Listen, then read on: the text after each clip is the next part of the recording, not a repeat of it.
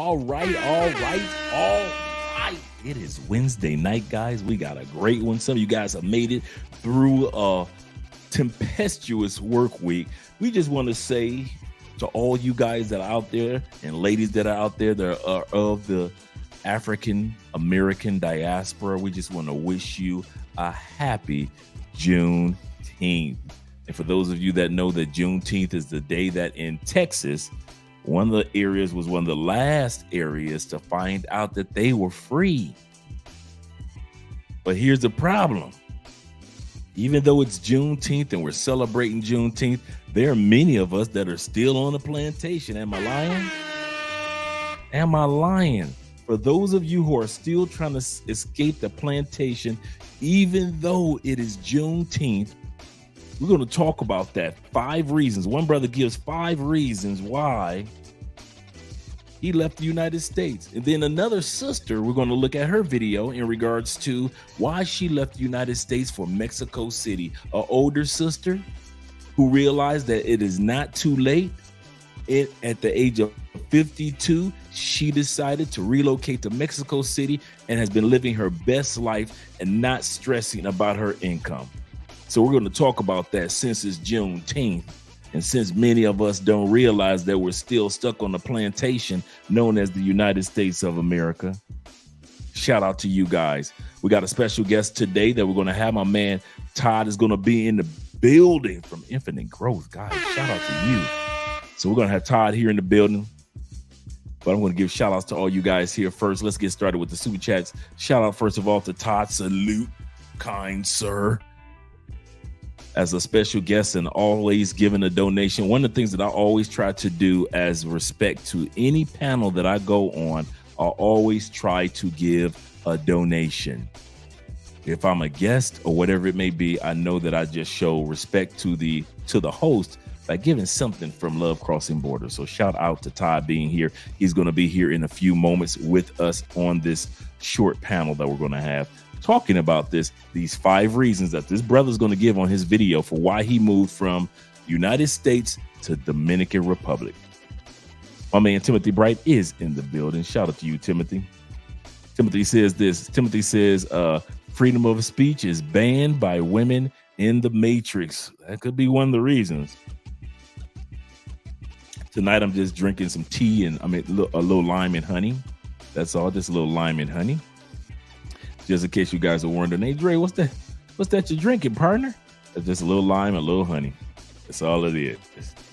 Shout out to my man Victory Asher of the Asher family down here in Cali, Colombia, enjoying himself. Sent a $20 cash app for supporting the channel.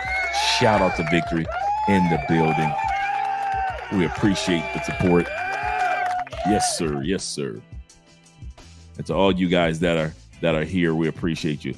My man Black Nubian is in the building. Canadian boys. I told this guy where I was from. He said, "Oh, Canada." Oh, Canada. Let's bring that beat back for them Canadian boys. This guy where I was from. He said, "Oh, Canada." And I don't know how this man, Texas himself, got up in here. I don't know how he managed to do it. Oh, you ain't think I was ready for you, Austin? I'm ready for you, baby. Texas boys coming down in candy toys. Man, I know about you Texas boys. Y'all everywhere. Shout out to Austin Holloman in the building. Great lot, boy.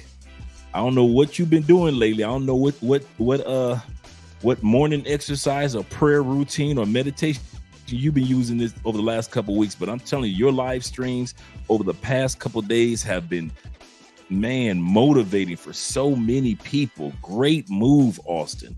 Great move to bring on so many articulate brothers that have already made certain moves and can give so much information, man. Shout out to you. Support Black Male Media. Donate before the show becomes donate the show because we already know. Shout out to you, Austin, man. Appreciate you being here. Yes, sir. Yes, sir. Let's get over to the guys that are here in the building that came straight through the door. Like my man Don, aka the Don JP. Good evening, Andre and Andrea. He said, good evening to everyone in the chat. Yes, chat lives matters. This goes out to you guys. It feels so lovely to be here tonight. What a beautiful, give yourselves a round of applause. You're so lovely. Everyone's so lovely. And While you're in the clapping mood, I'd like to give a big round of applause to my band, Sexual Chocolate. Yes, give us a shout out to the band, Sexual Chocolate. Sexual Chocolate. They play so fine, don't you agree? Yes, they do. They play so fine, don't you agree? And my man, little Tommy in the building, he said, Andre, goddamn, you killing us with the dope conversations back to back. Yes, sir. Yes, sir. That's what I'm trying to do, man. We're trying to keep all of us motivated. One of the things that helped me out, and I kid you guys not, let me turn this music down just a tad bit, just a little bit. One of the things that kept me motivated on my journey was I had Tailor-Made Dreams videos on a regular basis to keep me motivated. Once I started watching YouTube, I didn't have anybody in my regular life. I got my homeboys, but they weren't travelers. My sister and brother, they weren't travelers. My coworkers, they did cruises. So the only people I had to really keep me motivated on my journey was YouTubers. Tailor-Made Dreams, Flyboy Way, Ace Live, I Am Marwa. These are the type of guys, Jabril, Passport Heavy. These are the type of guys that kept me motivated. And so that's what I try to do 5 days a week, keep all of us motivated as we continue on with our journeys. And this is what Andre and I do. We focus on keeping everybody encouraged. Shout out to Miss Andrea Spence. She's always in the building representing with love in our heart. But let's go back. Let's scroll down once again. We got, who else we got in the building? We got Victory. Shout out to Victory once again. He said, good evening, everyone here in chat. He said, I am in Cali, Colombia. Shout out to you, brother. That must mean, brother, that's only one reason for that. Can't you see I got a passport? I got a passport. Like I say, like Austin said, when it gets that bad, all you got to do is remind yourself. Can't you see I got a passport? I got a passport. Some of you guys are scheming to get out the United States. And the only reason you can do that is because Can't you see I got a passport? I got a passport. yes, sir. That's why Victory can be here in Cali, Colombia. That man has a passport. He's doing it, taking advantage of it. Shout out to you guys for being here this evening. Make sure that you guys also, when it comes to joining the Patreon, you can join the Patreon. The link is at the top of the description, as well as make sure you guys join our sponsors. The sponsor for the show this evening, particular sponsor, is the Passport Bro app. So let's get started with that. Hey, Globetrotters! Are you ready to elevate your travel game and make every trip unforgettable? Get ready to revolutionize your adventures with Passport Bros app, your ticket to turning passion into profit. With Passport Bros, your travel videos and posts aren't just memories, they're money makers. Share your awe-inspiring experiences with the world and watch your bank account grow with every click.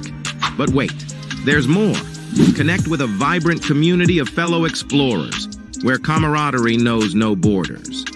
Exchange insider tips, forge lasting friendships, and create memories that last a lifetime. And that's not all.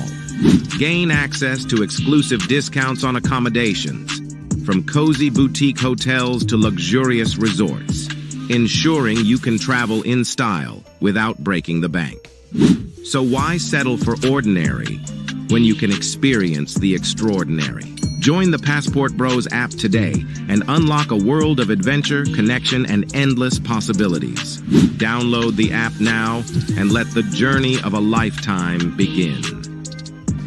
Download now on the App Store and Google Play. All right. The Passport Bro app. The link is at the top of the description of the chat. So all you got to do is absolutely free to download and take advantage of it. There's a lot of us in there, man. Even those of us who are part of the Cologne club that's in that group. So shout out to them. Shout out to, we got our special guest waiting. So I'm going to give a couple more shout outs and we're going to get started with my man Todd. Love W is in the building. He said, what's up? What up, dope? Them Detroit boys talking like that, man. You better back the fuck up out my face, goddammit. I'm from Detroit, Michigan. Don't play with me. You know how them Detroit boys act. You know how Lil W said this. He said, "What up, though?" He said, "Shout out to the chat. Chat lives matters." Shout out to my man, also Black Empowerment. He's also here in the building. He said, "I made it. By the hair of my chinny chin chin, I've made it." Shout out to you, brother. Yes, sir. He said, like the stream. He said, share the stream. Subscribe to the channel. Thank you, guys. We got 53 people in the building. Click that like button. We like you. Make sure you like us, too, because you are. So it looks like we have it. Looks like, oh, there we go. Oprah will be coming next. Let's see. Oprah coming next. Once I establish this as a place of truth. Yeah. Oh, yeah. Yes, sir. Established as a place of truth. Yeah, it is 8:17 Central right now. Shout out to you guys. Buenas tardes. Buenas noches right now in the evening, mi amigos. And so Ransom is in the building representing, as well as Fernando. Happy Juneteenth. Yes, sir. Gentlemen, once again, and ladies that are out there, happy Juneteenth, celebrating that special day in which the slaves, the final slaves, from what has been recorded, found out about their freedom. And yet and still, many of you still live on Mr. Gilmore's plantation, even as we speak. Oh, if y'all think that y'all not living on the plantation and something has changed, no. The only thing that's changed is maybe your location from the south to the north. But many of us still have the plantation mindset. That's how we treat the United States. Good, Mr. Gilmore, good wife, folk. He never do us wrong. Mr. McGuthy, Mr.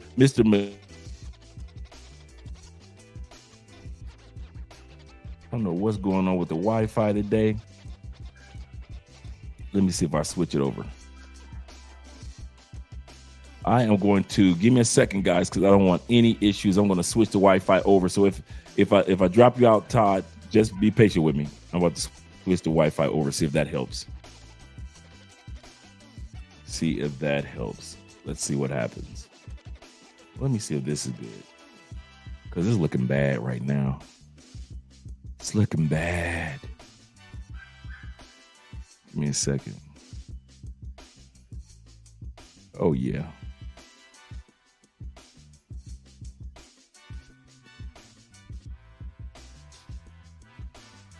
Yeah, I'm trying to make sure that I have everything up to par before we get, excuse me, gentlemen, before we get started.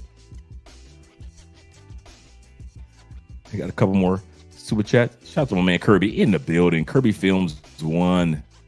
Kirby says this. He says, "What up, Andre, gentlemen, let's travel safe." Absolutely correct, Kirby. That's one thing that we want to do. Make sure no matter what we do, no matter where we go, that we are wise enough to travel safe. Shout out to my man Timothy Bright.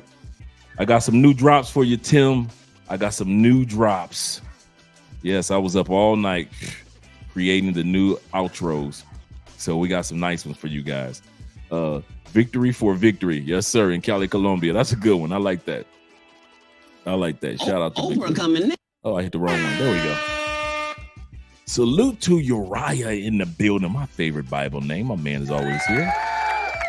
He says salute to Dre and everyone in the chat. Another good one coming tonight. Support Black Male Media. Shout out to you. Let me see how that's working right now. The Wi-Fi. Oh, that's looking bad. That's looking bad. Ugh. Okay, let me take a second to switch this router over. Like I said, I might freeze or drop off for a split second, but I'm just switching the router over, guys. Let me switch it over to this one. Get it switched over.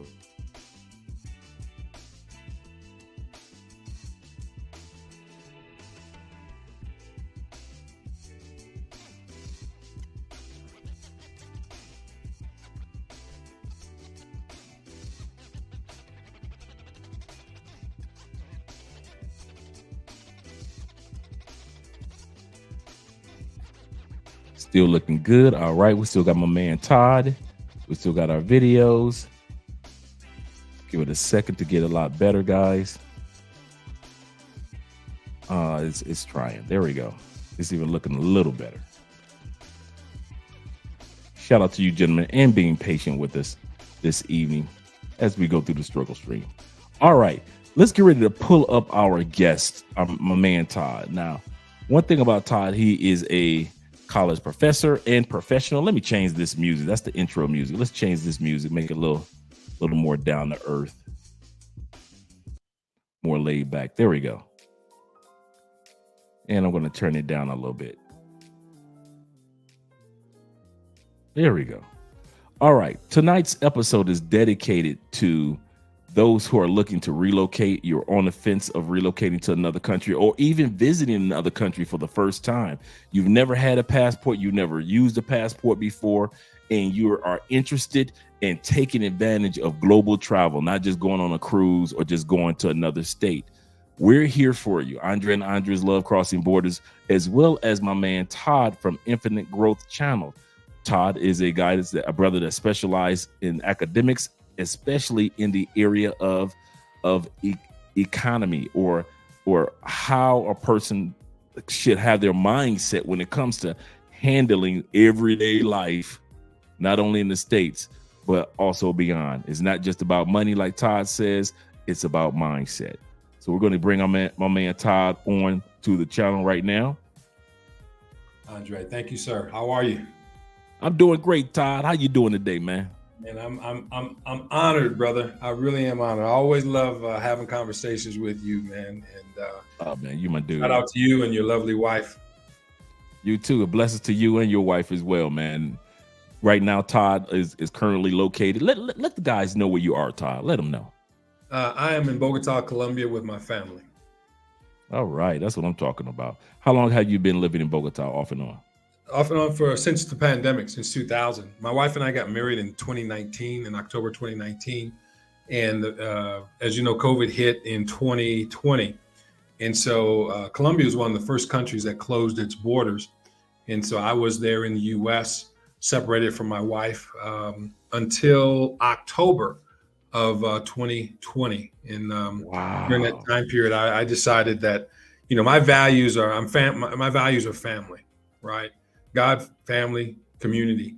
And it didn't make any sense for me to be away from my wife when I had the ability to move, right? She didn't have the ability to come to the U.S. because, as you know, there are a lot of restrictions getting into the U.S., but it was a lot easier for me to get a visa and to move to Colombia. And so it was a struggle at first because, again, I wasn't very fluent in the language. I thought I was, but I actually was not. And so it was a struggle, but I think it was a lot easier for me to move and to bite the bullet, so to speak, than it would have been for my wife to move my stepson and herself to the U.S. So we rejoined October 5th, 2020, and I fell in love with the country. I mean, it's the Garden of Eden. Man, did you know that you got married just a few months before Andre and I? We got married December 13th, 2019. Oh, okay. Wow. Well, we're going to have to do a joint celebration. Yeah, we are, man. You guys aren't far away. We love coming to Bogota anyway. Yo, come on, man. We'll go get some. I know that you like fish, so we'll get some good mahalo. Yeah, and yes, some ahiak. Let me ask you this: what is? I didn't know this. You know, I'm right now rocking the Cali Colombia soccer team jersey and cap. You know, America de Cali. What is the soccer team name for Bogota? Millonarios.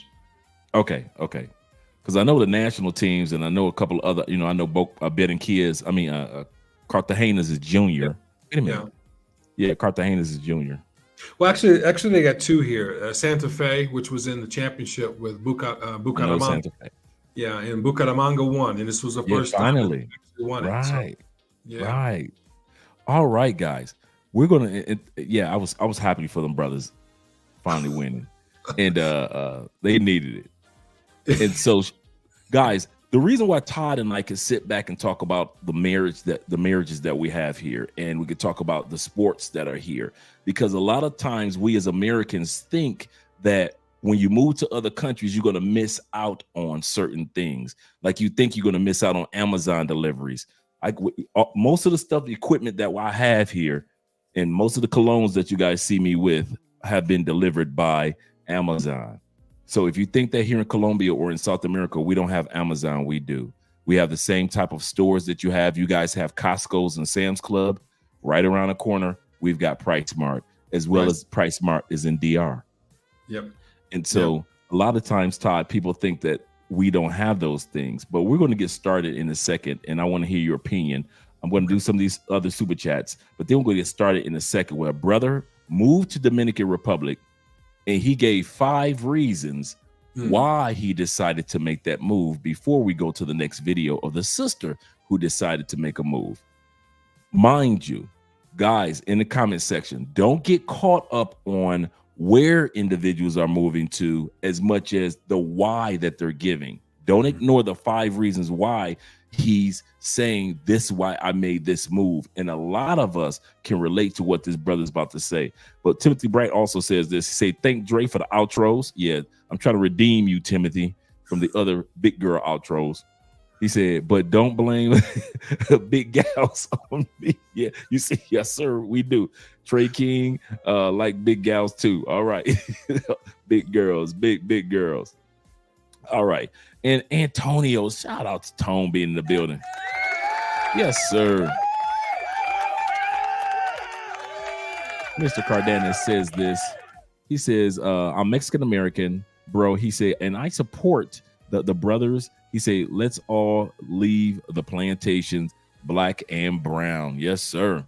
Yes, sir. Because a lot of us are starting to realize, okay, we've good. You know, I always got a story time, Todd. Okay. The first time I understood the value of the US dollar in another country was not when I saw it televised. I was in the Fed. Some of you guys already know I was in the Feds 10 years.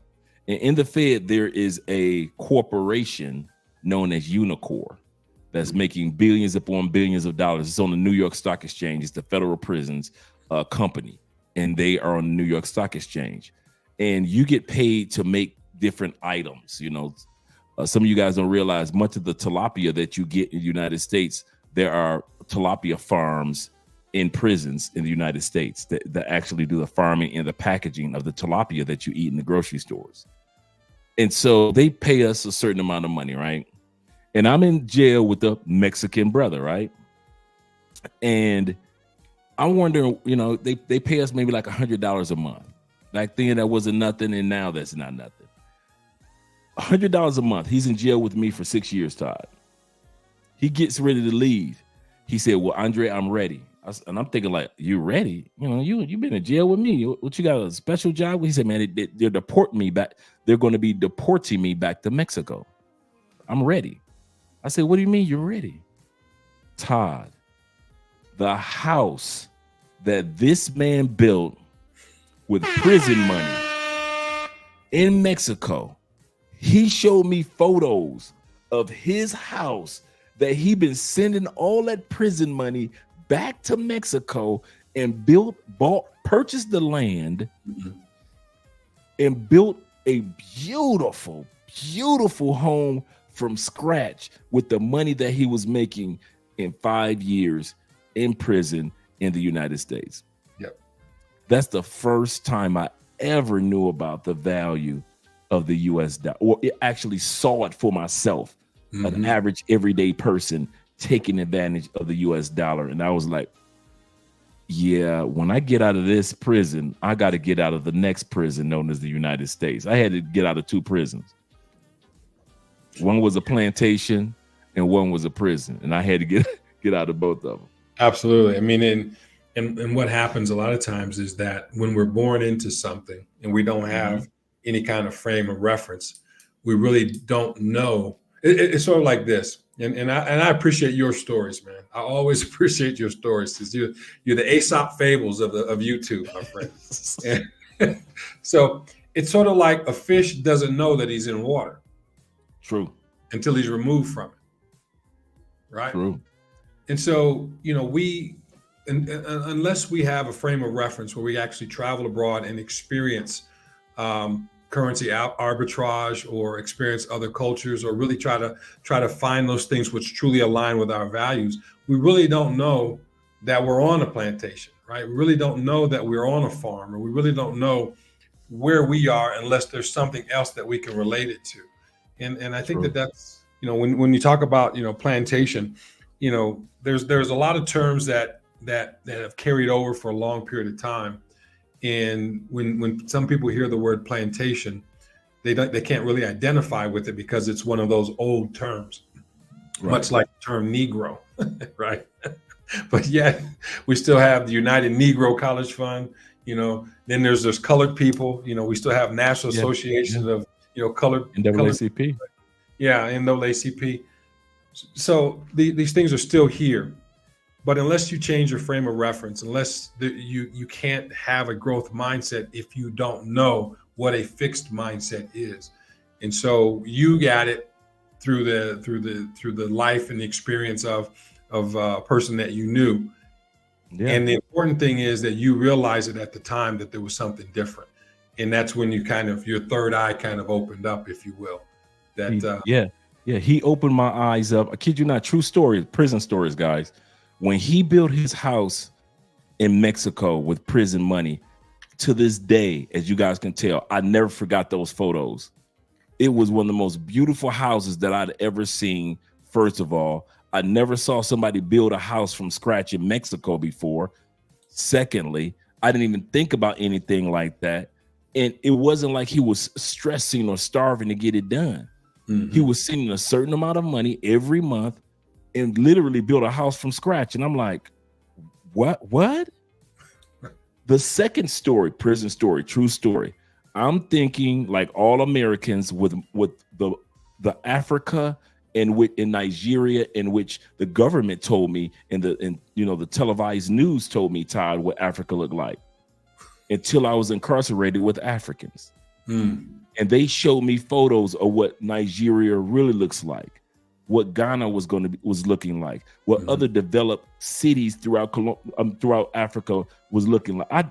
My misconception of Africa was just like everybody else's. And they were like, what are you talking about? The first time I ever had fufu was actually in federal prison when the African brothers made it. And like, Drake, come over here. We're going to show you how to eat with your hands, boy. And so they showed me, they made fufu. I kid you not. Amazing, isn't it? So when I came out of incarceration, I had so many lessons from men around the world about the beauty of their countries and that they couldn't wait to get back to. And they're showing me family photos that kind of contradicted everything that the United States was telling me on television and news headlines and, Mutual of Omaha, Wild Kingdom I grew up on. Come on, all you old heads. You grew up on every Sunday, Mutual of Omaha, Wild Kingdom. So you think of all of Africa is gazelles, zebras, lions, and giraffes. Yeah. Man, when they showed me the photo of I never forget this, man. When the brothers first showed me the photo of Nigeria, dude, it was looking like I'm looking at like a Chicago or Detroit or a major city. It was like it was like a major city, and it was just eye-opening to me to see these things taking place. From the Mexican brother building a house with prison money to the Nigerian brothers showing me what Nigeria really looks like, and not what the television in the United States was showing me during that time period. But let's get started with this brother's journey. Let's pull him up on screen. And it's a brother that's in DR. Let's see if I can get this at the stage. There we go. And he's in DR, living his best life. And he's going to tell you 5 reasons why tell us 5 reasons, Todd, why he relocated outside the United States. Remember, focused on his reasons, guys, not just focusing on why he chose DR. You might not choose Dominican Republic. You might choose someone else like Bogota or Cali. But at the end of the day, there's a reason that is reverberating in the Black community of why Black people, and as well as my brown brothers and sisters, are starting to make their money in the United States and starting to relocate out. So let's get ready to get started.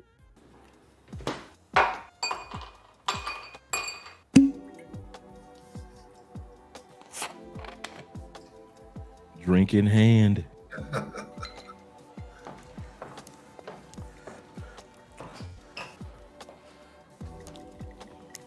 So I get this question all the time. Why did you leave America? And when people find out that I'm currently living in Dominican Republic, I can see the confusions on their faces. I can see them saying like, hey, I know the country has beautiful beaches, nice resorts, but why would anybody want to move from a great country like the US over to the Dominican Republic? And my answer to that, not everyone thinks the United States is great. Now, do I see America as a bad country?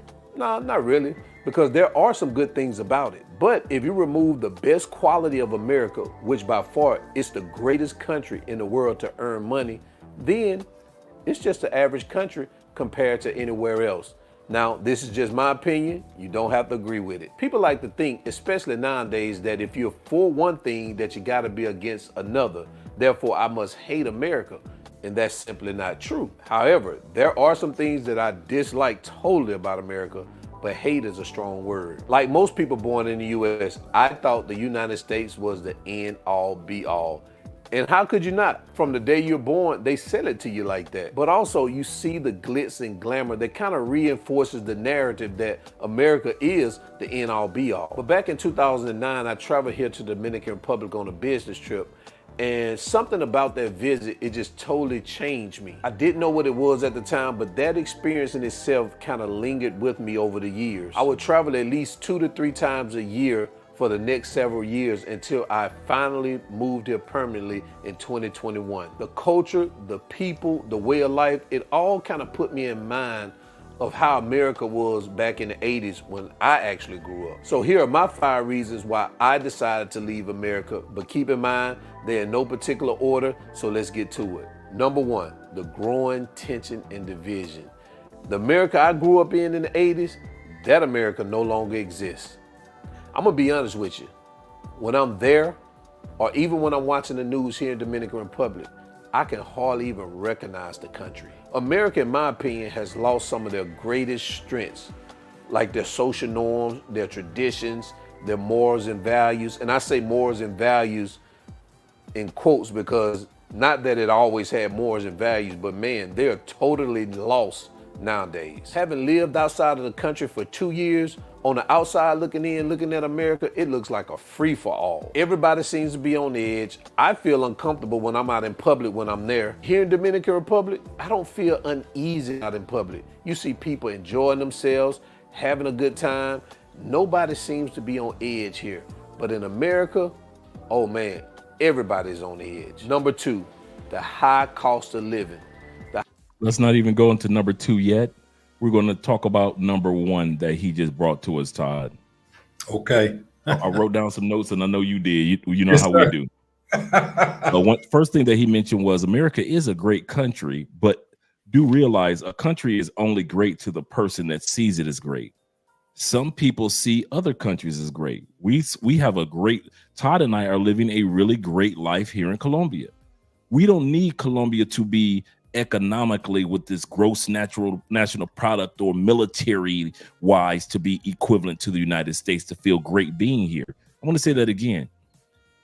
The country that you might plan on living in, guys, doesn't have to have the same infrastructure, doesn't have to have the same military might, doesn't have to have the same strength of the currency that the United States has. But as long as you feel that it's great for you, that's all that matters.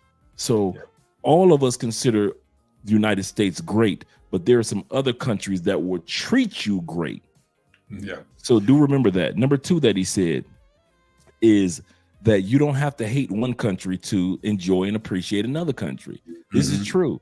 We as people of color, we know how to walk in true bubblegum at the same time. Number 3, he said, is the culture, the people, and the environment is what drew him to DR.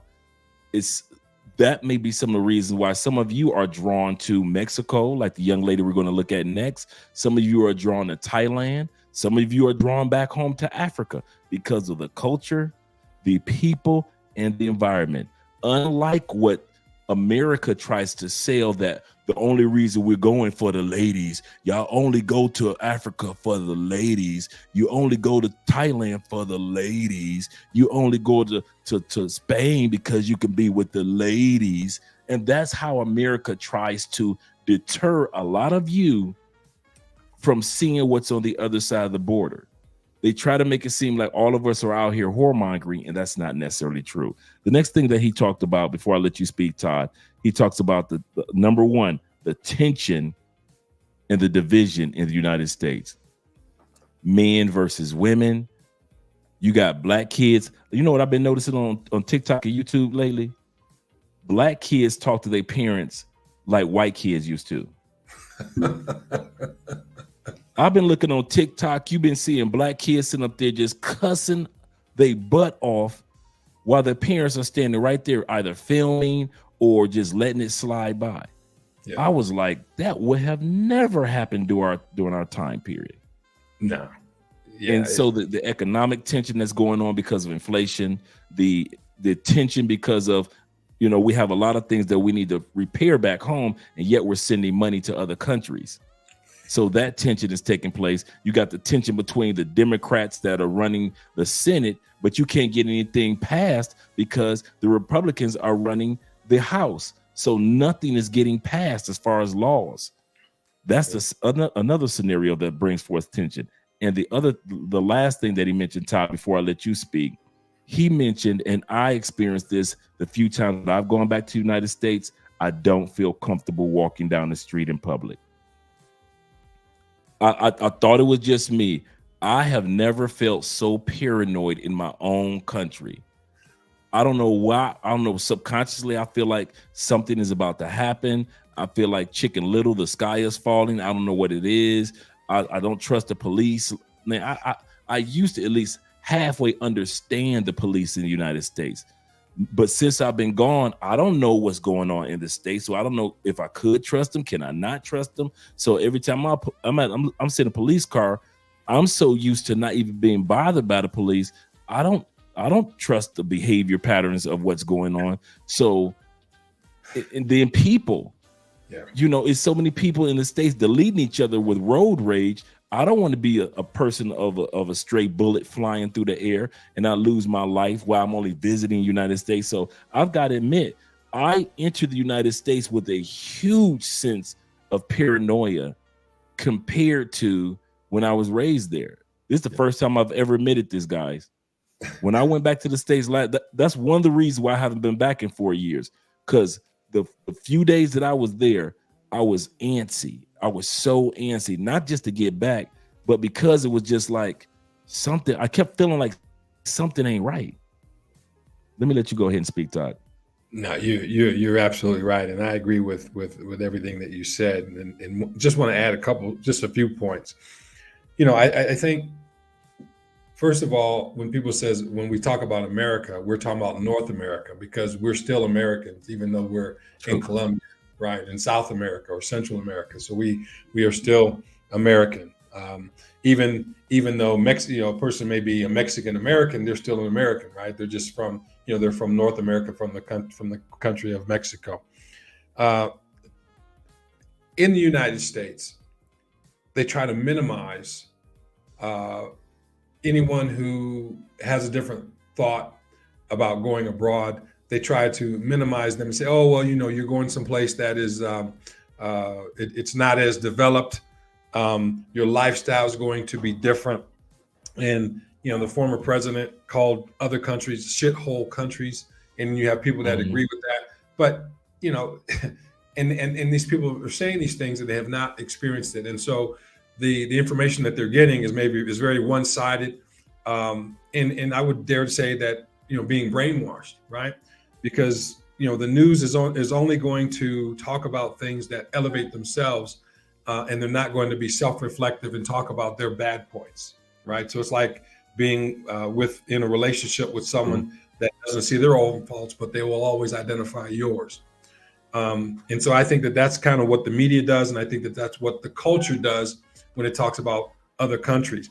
When we talk about the U.S. dollar, well, at one point, the pound sterling was the reserve currency of the world, and then the U.S. currency UK, became yeah. the world currency, and that's about to change.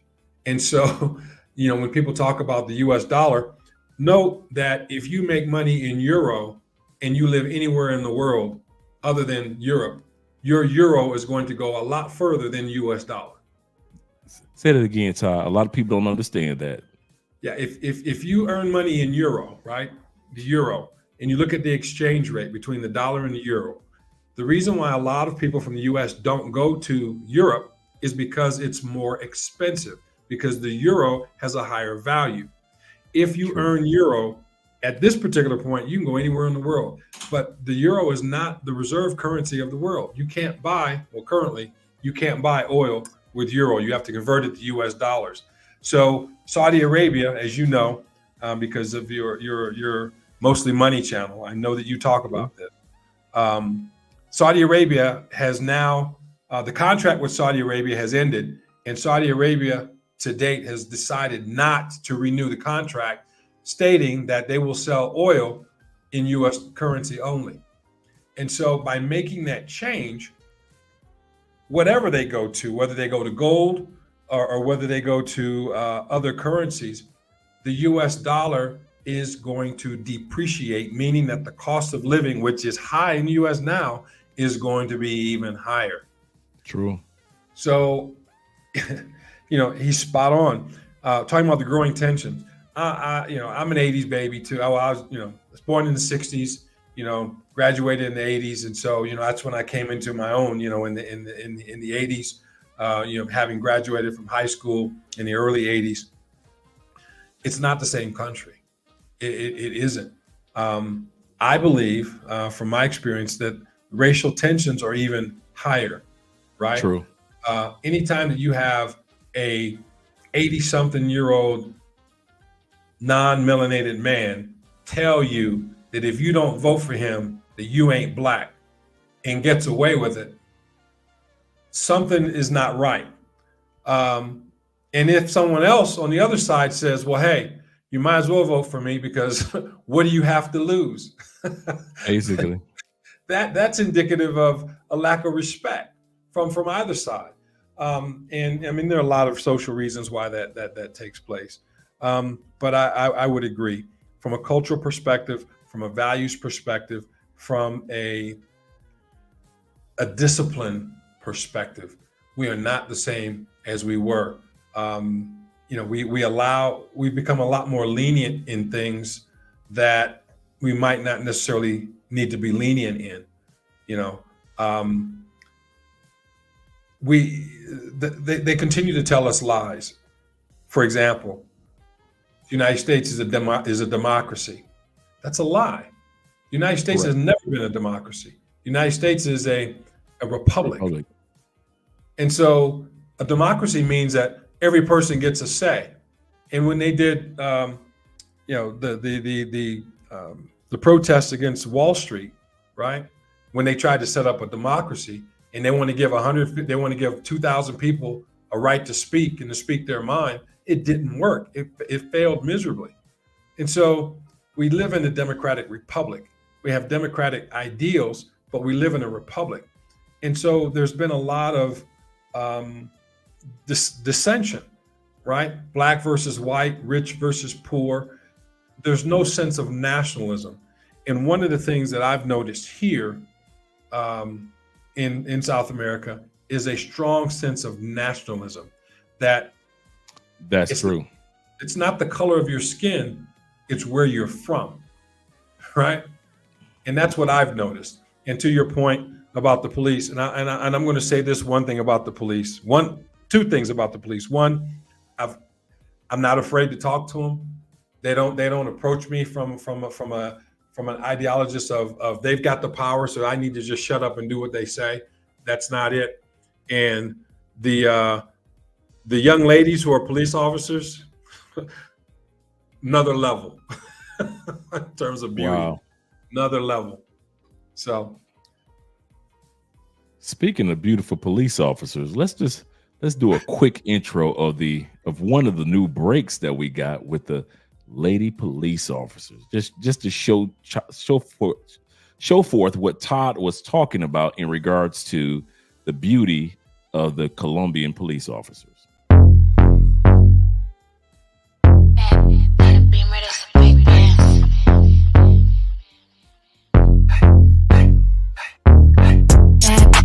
Beamer, that's a big deal. Chrome heart got me kissing on his best friend. Put in work, baby, you could be my best man. Sending cash to my account, he investing. Dark shades on when I'm off the Migos. He tryna cuff me like a Anna Rico. Moving through this like GTA with a cheat code. He claimed that he love me, but before not a freak. I just wanna dance all night. Can't nobody do it just like I. Boy, you got just what I like. Come on, baby, let's kiss, don't fight. What you wanna do? Tell me what you like. What you wanna do? Tell me what you like. What you wanna do? Tell me what you like. Just say the word, baby, I'ma get you right. What you wanna do? Tell me what you like. What you wanna do? Tell me what you like. What you wanna do? Tell me what you like. Ain't gotta say it, I know I'm the one you like. Ooh, damn, so the DJ turn the beat up. Got a white boy who be singing like a Beatle. Claim she getting bread, but I heard she doing keto. I don't do drugs, I'ma smoke a little weedo. I can't chase a man for no paper. I just think it's sweet, I'ma show him now or later. I be getting money on the wake up. He a broke boy, tell that bitch get his cake up. Only with dope boys, they the ones who spinning paper, get your weight up. Told him send an Addy and to stay up. She's out here mad, told him assalamu alaikum. Who that 5'5", she don't even need no makeup. What you wanna do? Tell me what you like. What you wanna do? Tell me what you like. What you wanna do? Tell me what you like. Just say the word, baby, I'ma get you right. What you wanna do? Tell me what you like. What you wanna do? Tell me what you like. What you wanna do? Tell me what you like. Ain't gotta say it, I know I'm the one you like.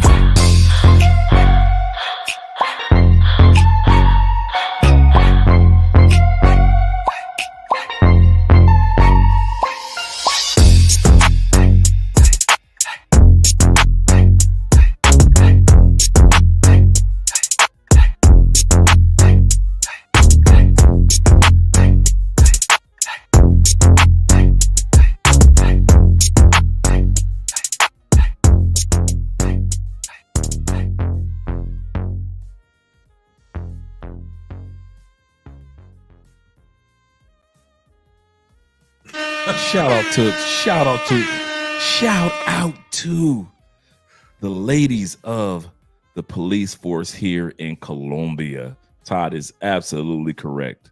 That wasn't planned. I didn't set that up, folks. I didn't set it up either, but since you said it, I was like, you know what? Let me give these brothers some love. Before you go any further, Todd, let me get to these super chats, and then I'm going to come back to you. Yes, sir.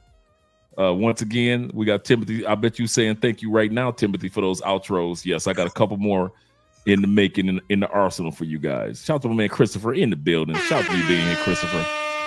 Mr. Rogers says this. He said, a country is only great to the person that sees it as great. That's bars. Yes, that's it. A country is only great to those that see it as great.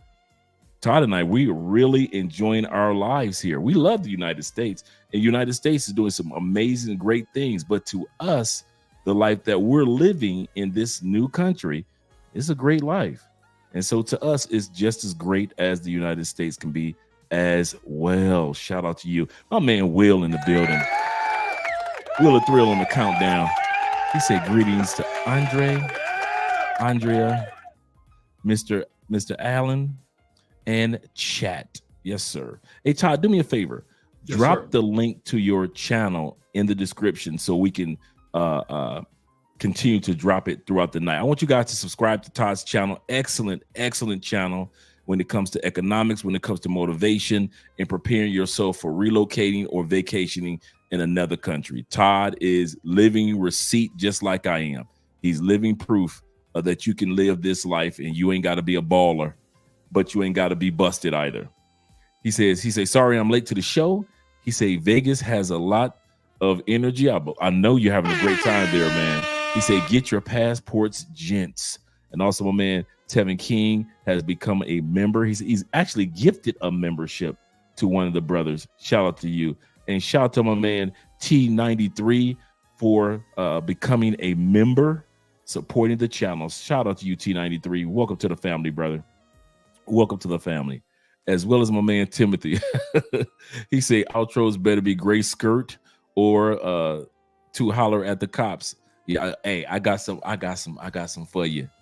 I got something for you, man. Like I said, I was up all last night. I didn't go to bed until oh man, it had to be, and Andrea would have been mad at me if she had woke up, but I didn't go to bed till like 9 o'clock in the morning. So I went on ahead and got these outros done for you gentlemen. So yeah. And so when Todd made that moment, I was like, well, let me go ahead and drop one of these outros since Todd talking about the female police cops in Colombia. Yes, we have some gorgeous, gorgeous police officers. Somebody asked, can you approach the police officers and get their phone numbers and date them? Here in Colombia, yes. Yes, I got several friends that have dated Colombian police officers. It is not like in the States where everything is all brutal. And so, guys, make sure we got 100 people here. Make sure you guys subscribe to Todd's channel. You got anything else you want to add, Todd, for that point number one until we go to point number two? Yeah, I do want to. When I go back to the U.S., my anxiety level is next level. I just, it's very difficult to describe when I land in Florida and getting ready to take that next plane to my hometown. The anxiety that I have is just next level. And then, trying to deal with, with anxiety through different methods and modes and methodology and stuff like that. It's just, it wasn't like that until I saw, another point of reference, until I knew that as a fish, I was in water, that I was in water when I was removed from it. That's when I realized that there's more to life. And, a lot of people think that God only exists in the United States. That's true. That's true. So, yeah, thank you for letting me share that, because that's a good point. This is the Garden of Eden, bro. South America is the Garden of Eden. I believe that. It is nice. You know what I like about it here? You have, no matter if you're on a continent of Africa, Southeast Asia, or Europe, or here in South America, it's almost as if you were born again, because you are learning so much from scratch. Yeah. You're learning foods again, languages again.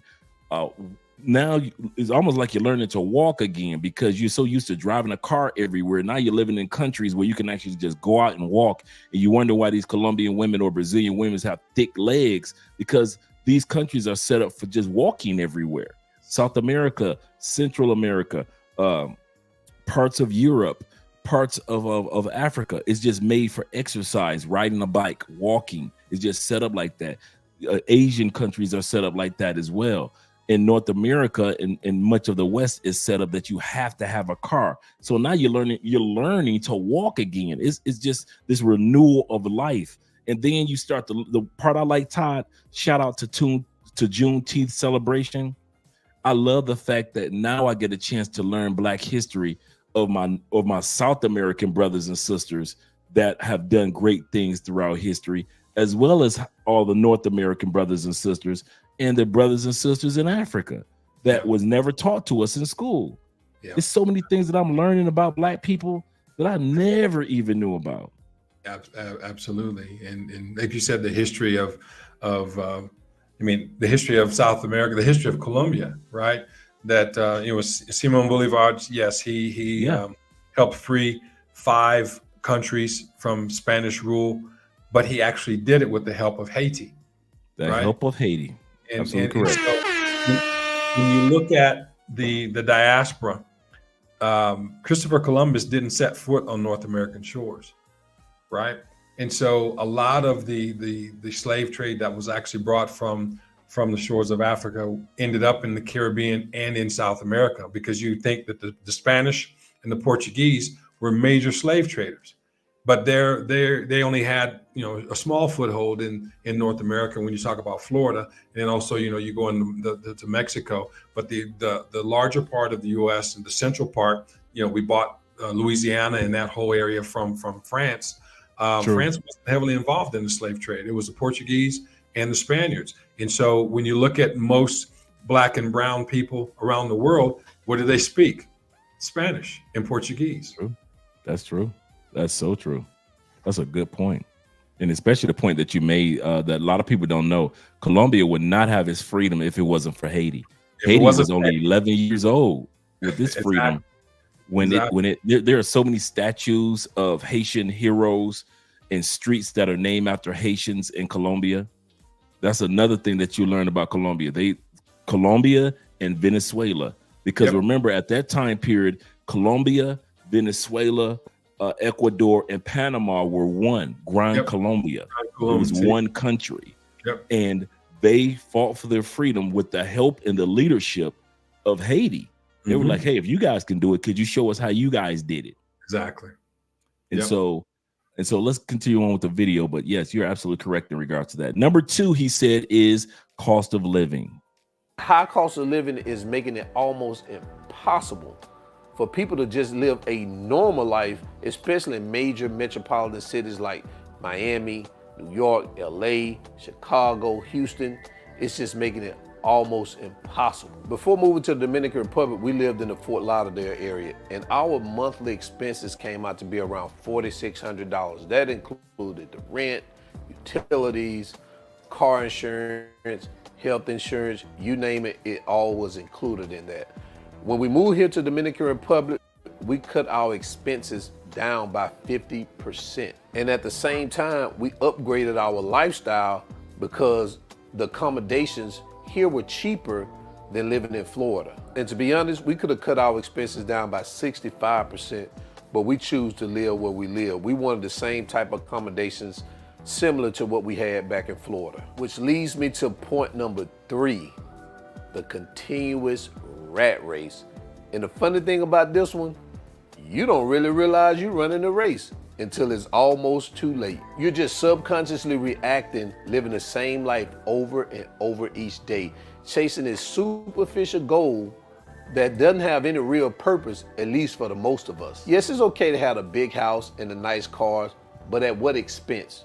Your quality of life, which many of us have sacrificed and still sacrificing just to pretend we have money, only to create more and more debt. So tell me this, what's the point of working just to pay bills? Here in DR, we have a better quality of life. Being able to cut down on the expenses has allowed us to enjoy our lives a little bit more. We're able to save a little bit more. We're able to invest a little bit more than what we did when we were in Fort Lauderdale. Number 4. Before he goes to number 4, let's go back to number 2 and number 3. So as Todd is writing down his notes, he said number 2 is cost of living. The average American is just struggling. And this is the off-camera life that I notice when I'm there. When I'm there, everybody's stressed out. Everybody's rude. Doesn't matter what age you are, from 8 to 88. Everybody is just stressed the heck out in the States.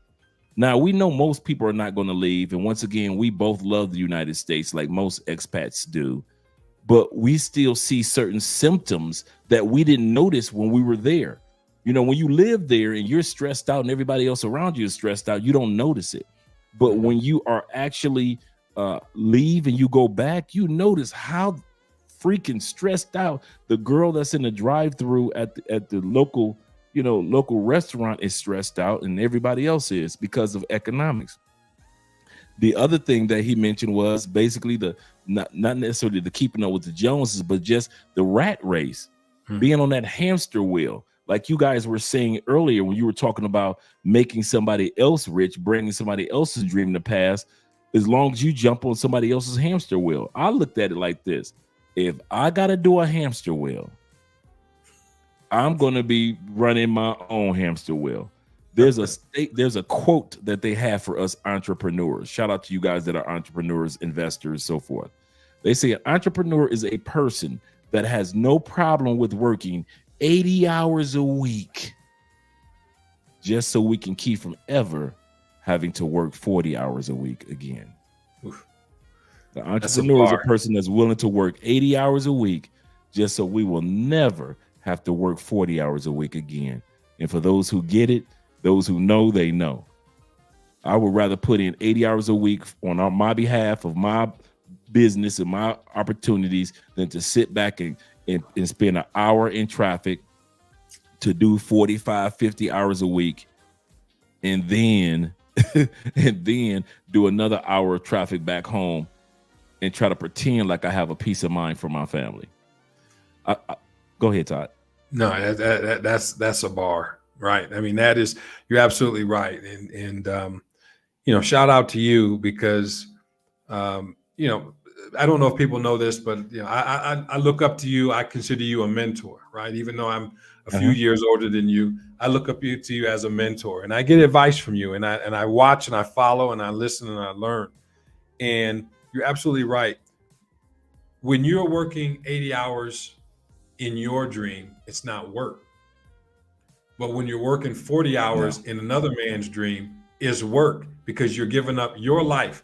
We only have so much time in this existence. And so when people talk about when they talk about time management, that's a misnomer. You can't manage time. You can't control time because time moves on whether you like it or not. So the only thing that we can manage is our activities. And so if a person gives you $20 an hour, $40 an hour, $50 an hour, even $250 an hour, they're telling you that they want you to give them an hour of your time that you will never be able to get back and then exchange it for pieces of paper. And they print pieces of paper every single day. And there's only one of you. And once your time is up, you're gone. But the pieces of paper continue. So you have to look at yourself as being more valuable than those pieces of paper that they want to exchange. They want to exchange pieces of paper for your life. And so you ask yourself, will you sell your life to me? Will you sell your soul to the devil? Right? Well, no, I wouldn't do it. Okay, well, here's $1 million. Now, will you sell your soul? Will you sell your time? And then you don't get that back. Now it doesn't no longer belong to you. It doesn't belong to your family. It belongs to that person that signs your check. I didn't mean to go. Absolutely correct. No. I'm glad that you said that because I'm actually pulling up that cost of living index that you pulled up because I'm comparing two cities. Let me pull this up on the screen for us. I'm comparing two cities. Bogota, Colombia is the capital, a major city, and I'm comparing it to Miami, a major city. Mm-hmm. And so let's compare both cities' cost of living and let you guys see what Todd is saying, because it's not actually cost of living that's slowing you guys down and slow many of us down. It's the cost of the time that you're giving. Mm-hmm. I'm going to say this again. It's going to go over some people's heads. It's not about the cost of living that's getting us in trouble. It's the cost that we have to pay with our time in order to get the money for our cost of living. To whereas me and Todd can work, let's say here, we can work 3 hours and then we can spend 3 hours with our kids and then go back to work for 3 hours and then speak, even though I don't have any children yet, but we could go back and forth. You guys got to work a straight 8, 10, 12-hour shifts. You get a little lunch break in between, and that's it. In other words, and Todd was saying you can't get back that time that you're investing into somebody else's dream. I don't care how many, take it from me. I've had all the promotions. I've had all the raises, and I'm telling you, here's story time, Todd. All right, I'm ready. I've mentioned this to guys before, right? What got me to leave the college that I was working for, and I was making $87,000 a year, right?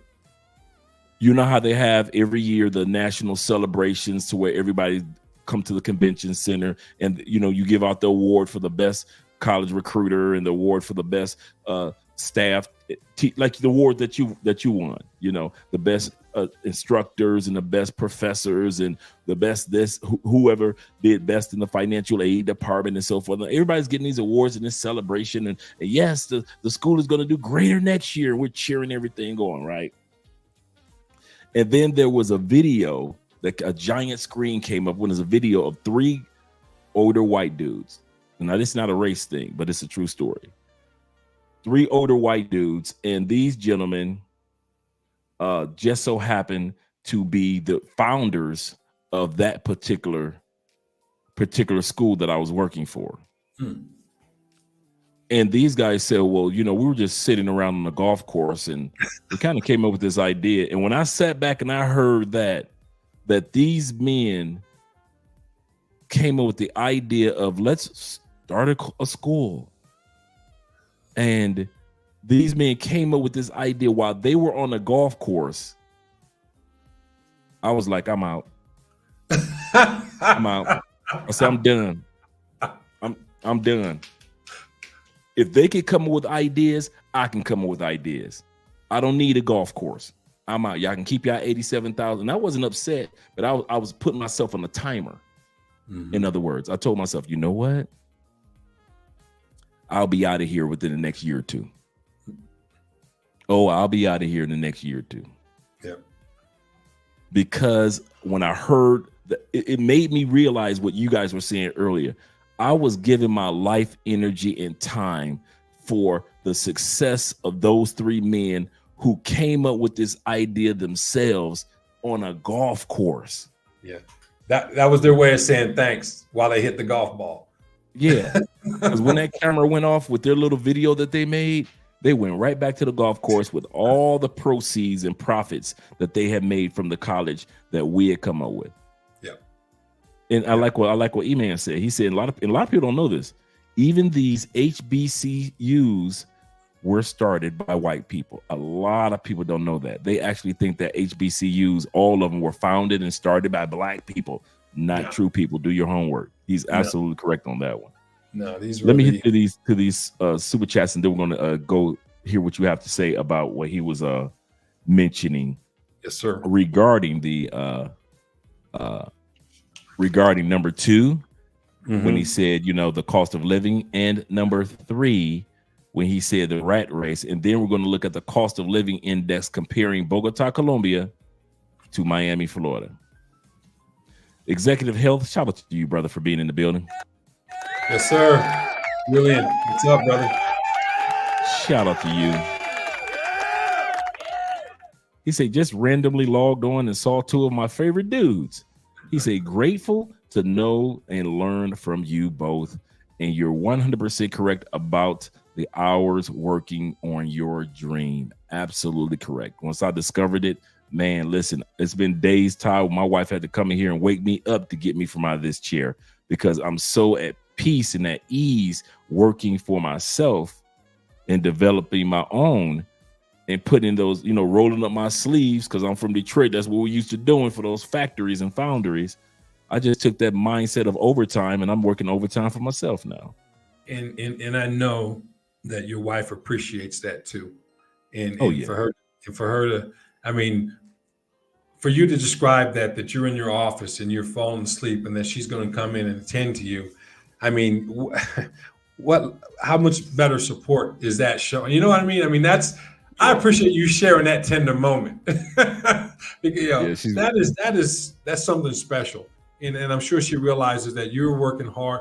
You're working hard in your dream for your family and not spending that much time and energy and falling asleep in your office working in some other man's dream that's not going to support your family.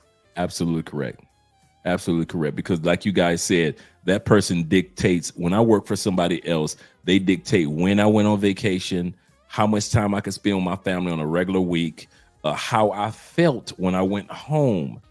You know, when you've had a supervisor that's younger than you, those type of things, and now you're frustrated, and you know all those emotions that you go through when you're working for somebody else. Now, we're not saying go out and quit your job and everybody should become an entrepreneur. We're not saying that. What we're saying is, if for those of you that are interested in entrepreneurship, you might want to consider it. You know, as part-time while you get, you know, and get the business off the ground. You know, Jeff Bezos wasn't sitting around on unemployment checks trying to build Amazon. He probably had a job. Steve Jobs the same way. Steve had a job prior to. Yeah. And as their businesses grew, so be it.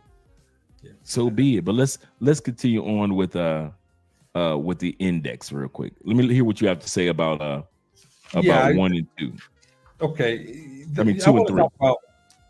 We talk about the cost of living, and I'm going to try to put it in some context here.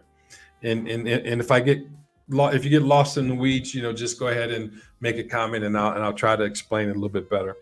But I had a conversation on someone else's show the other day. We were talking about the median index, or the median cost of living, versus the mean. The mean is the arithmetic average. Okay, so that is, you take everybody's salary and you divide it by the number of people that live in the United States, and you get the average income.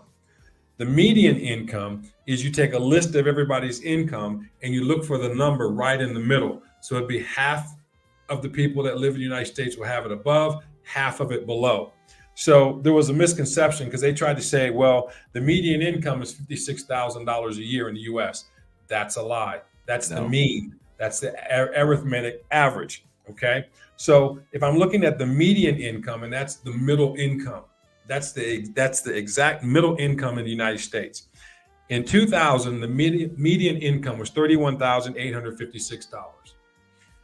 In 2024, the median income is $39,570. So the percentage change over the last 24 years is 24.21%. Okay? People say, 20%. However, I'm talking about over the last 24 years.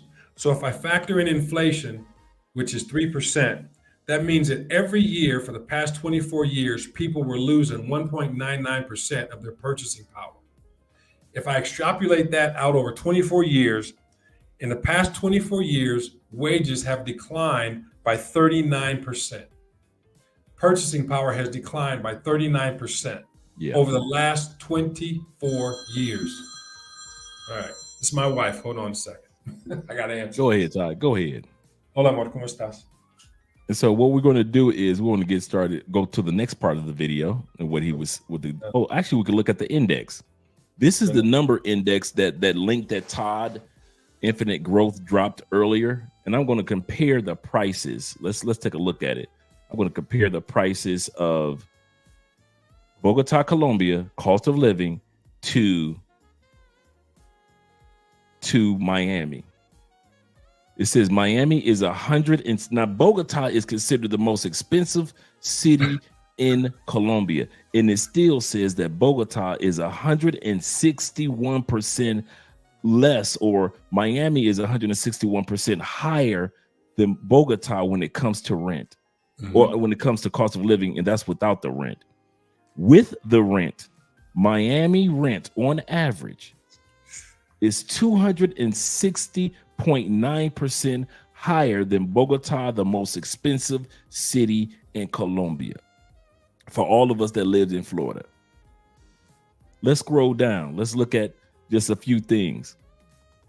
The average meal that will cost a person when they in Bogota and they just want to go out for a nice little breakfast will cost you $4.58 for a nice meal. Am I correct, Todd? Absolutely. A decent breakfast?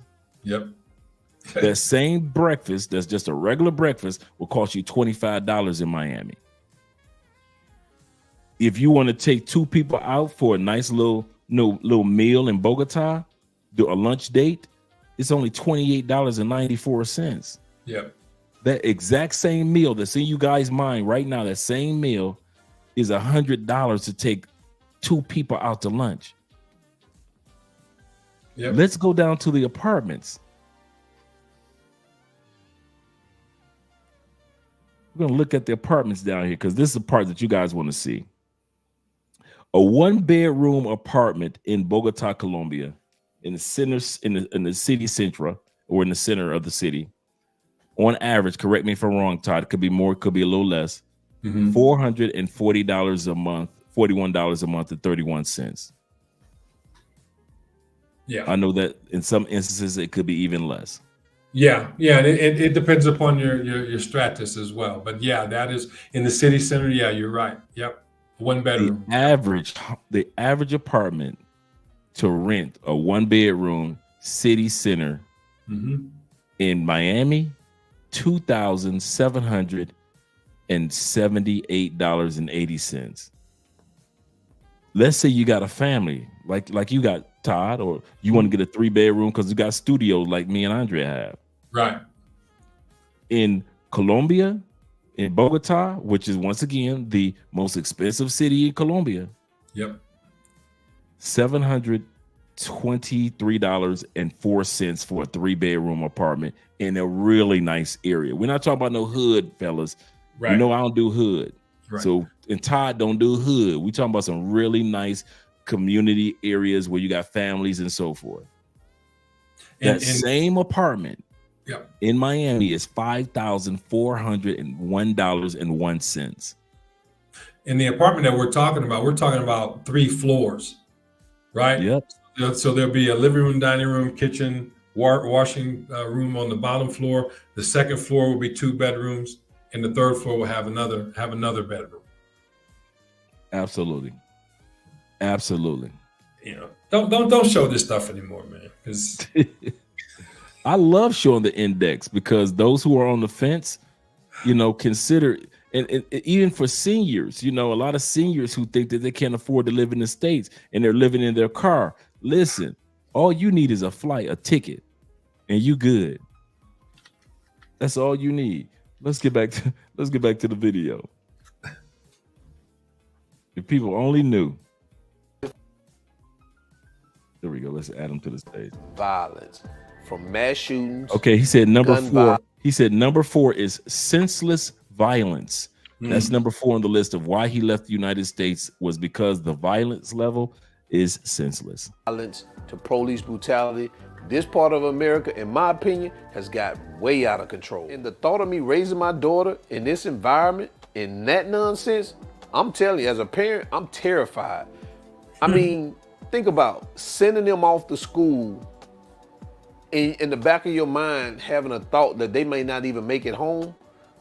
I mean, this wasn't even a thought when I was growing up back in the 80s, that when you sent your kids to school, the possibility of them not coming home was not even a thought. This has just gotten to be ridiculous. There was a saying that went wrong place at the wrong time. Nowadays, that doesn't even matter. You could be at the right place at the wrong time and your life could be over. And when I say right place at the wrong time, meaning the grocery store, a restaurant, a park, a lounge. These are normal places where normal people go. And then to have to think about when you're going to these places that you may not even make it home. So I mean, bad. Let that sink in. But living here in Dominican Republic, a thought like that never crosses my mind. And number 5, racism. Yep, good old racism. I know racism is everywhere. And to be honest with you, it's not going anywhere, at least not in my lifetime. As a person of color, I have to be completely naive to believe that racism doesn't exist outside of the United States. As a black man, I know that I'm subject to that no matter where I live on this planet, that racism at some point will be an issue. The question is, how big of an issue would it be? I can tell you right now, in America, it's a big issue. I'm not saying racism doesn't exist in the Dominican Republic, because I just said it exists everywhere. But it's the level of racism in the United States that's the problem. In the United States, racism will get you killed. There's no evidence that racism here in Dominican Republic will get you killed. I just haven't seen any evidence of it. Another thing about racism in the United States that is systemic. Here in Dominican Republic, I don't see where racism is systemic, meaning there are no laws that they create to keep you from having anything, doing anything just because of the color of your skin. It's not systemic. You may have a person here that may be racist. You may have a group of people that may be racist, but there's not a concerted effort here to keep you from progressing just because of the color of your skin. If you got money here, you can do pretty much anything you want to do. I say when it comes to Dominican Republic, it's more about classism than it is about racism. Number 6, the feminization of men. As with the senseless, this one has gotten totally out of control in the. Let's before he goes any further with the feminism of men, number 6, let's just talk about number 4 and 5, where he talks about Okay. violence in the United States that's out of hand, as well as racism. What do you have to say about that, Todd? A good friend of ours, shout out to Kings and Dreams. He put a video in the group that we were in, and it was just a guy walking the street, shooting an automatic weapon or semi-automatic weapon. Oh yeah. I saw that. And just walking.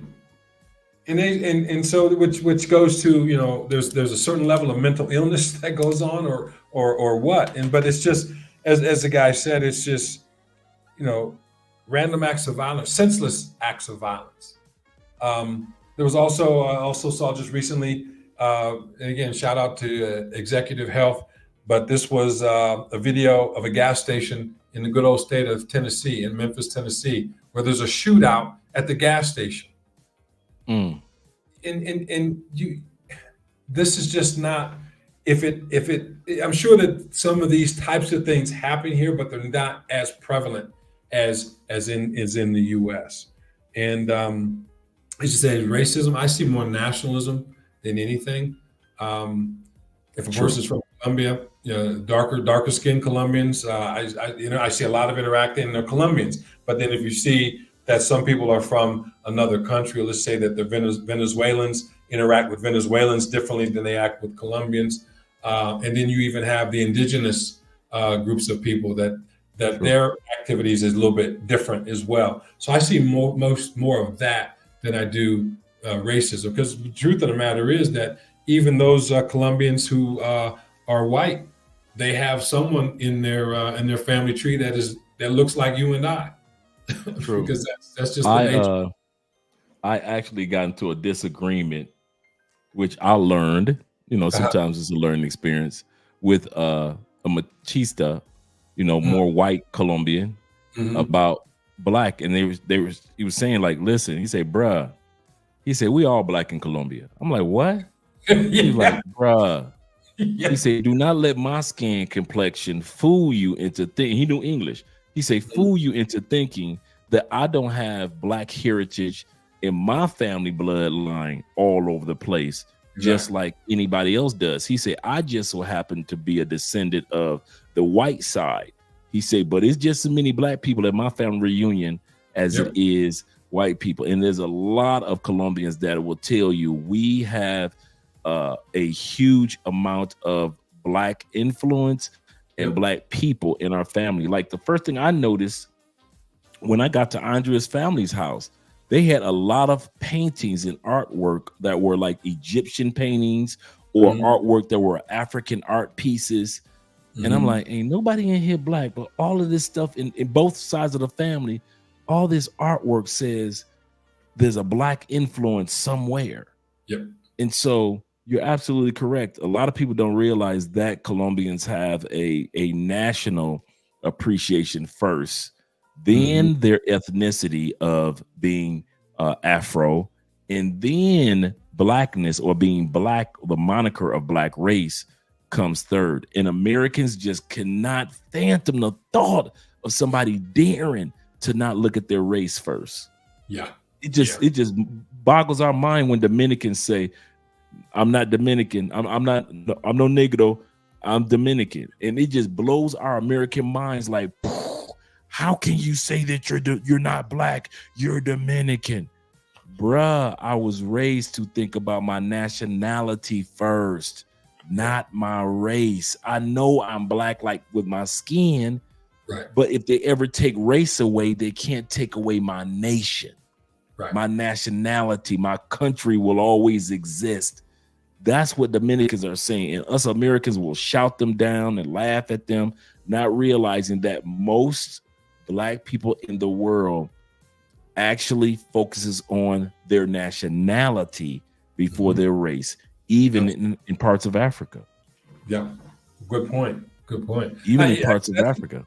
That's interesting. That would be a very interesting conversation to talk to a person. I mean, that you know, and that's why I appreciate your channel. That's why I appreciate, you know, the lives that you have, because you're one of the few people and you've said this before, you can learn from anybody, and you got the receipts to prove it. And I really appreciate that. Yeah, I really do. Oh yeah, I appreciate you, Todd, man. I really do, man. You and I are about so many great ideas and information off of each other, man. You just don't know. When I get off a phone conversation with you, it opened up my eyes to a lot of things as well.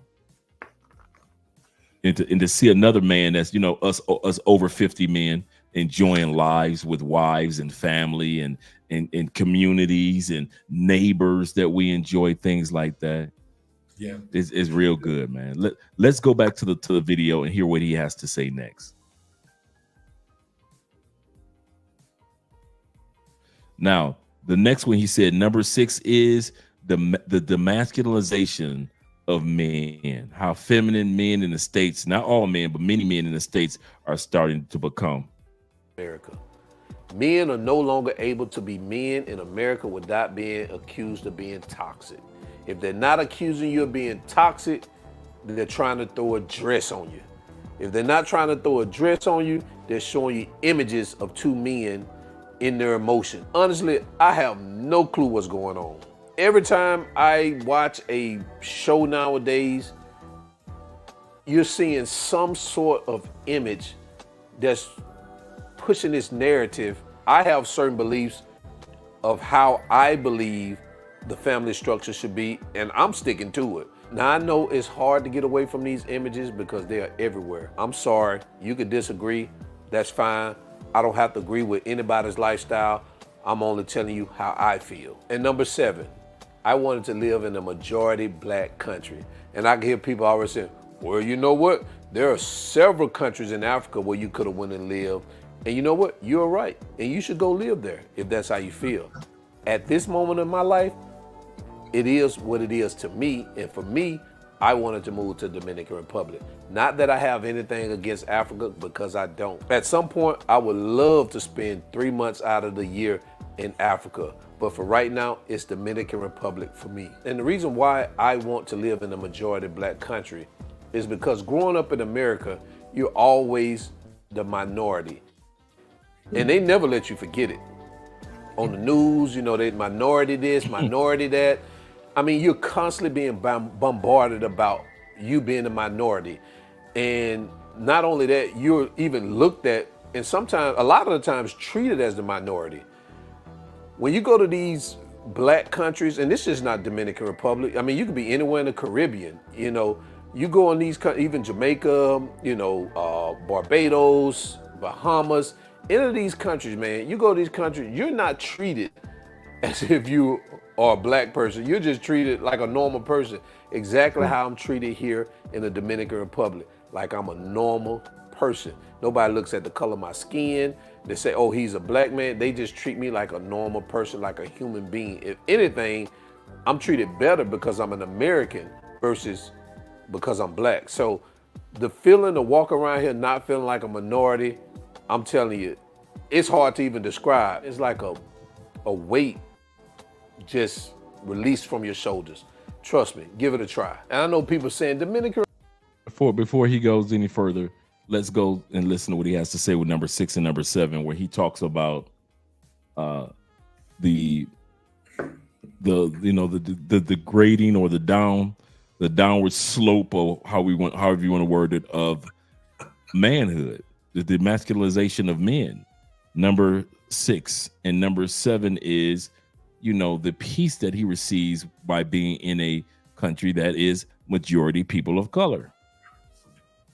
So let me hear what you have to say in regards to number 6 as well as number 7.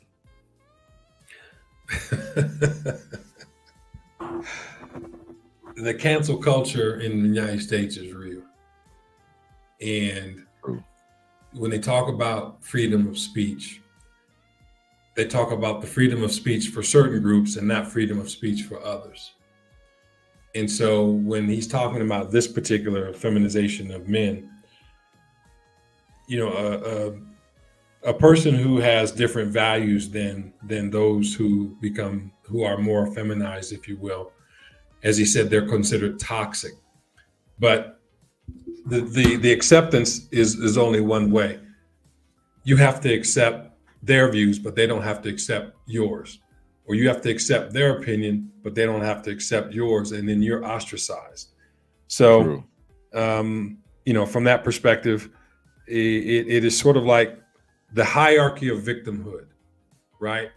And let's say it's a pyramid in the hierarchy of victimhood, and there are certain groups that have been victimized, but as you go up the slope, right, it's no longer Black women. It now becomes certain types of men who consider themselves an alternate lifestyle. They've leapfrogged women in the hierarchy of victimhood.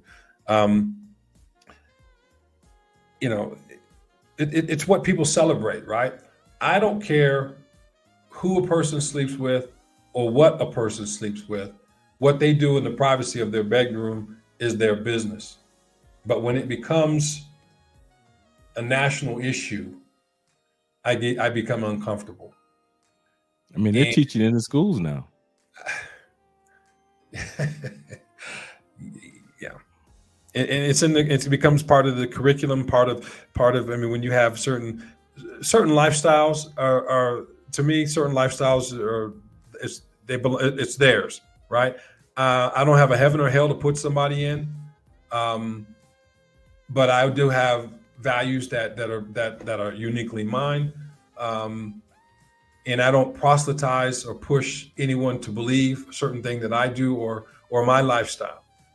And I don't think that I should be spoon-fed or forced to accept something that I may not necessarily agree with. Now, I believe in, as I said before, life, liberty, and the pursuit of happiness. But you don't have to gore my cow or gore my ox in order for you to have what you want. True. That is so true. So true. And number 7, he said he wants to live in a country that has a huge or larger Black population because he got tired of feeling like the minority. Yeah, even in parts in Colombia. I mean, I'm here in Bogota. I go to a store or go to let's say a medical office, right? I go to a chiropractor, and a lot of the pictures and a lot of things, the images, they don't look like me. And I asked them. I said, "Well, do you have any Black clients?" They're like, "Oh, sure." I said, "Well, where are the Black photos?" Sort of like on Do the Right Thing. How come no Black people up on that wall? Right.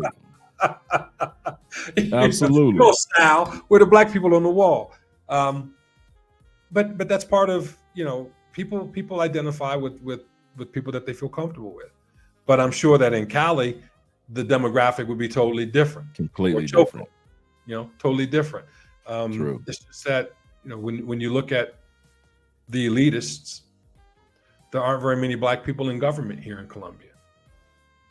Even though we got only 2 Blacks, I think 2 Black senators. Right. And of course, the vice president is a Black woman. Okay. And True. I mean, and shout out to her. But again, it's more of a nationalist type of thing. And it could be, part of an education thing and all that stuff. But in one of the cities here I want to say in Boyacá, but it's not Boyacá, that they actually have a mayor who's actually Russian, right? And so it's more inclusive here. And I think if it's not the idea in terms of majority Black, for me, it would be the idea of being inclusive. And I feel part of the community here. I have a youth soccer team. I'm walking down the street and they're calling me coach. Hey, coach. And it's somebody I've never seen before, but they're calling me coach. And now they're wanting to come up and talk to me. And they've just openly embraced me within the culture, within the community, even though my accent, they think I'm from Brazil because of my accent. But then they say, oh, okay, well, he's an extranjero or a gringo or whatever. But right. I feel comfortable and appreciated. And that makes all the difference in the world for me.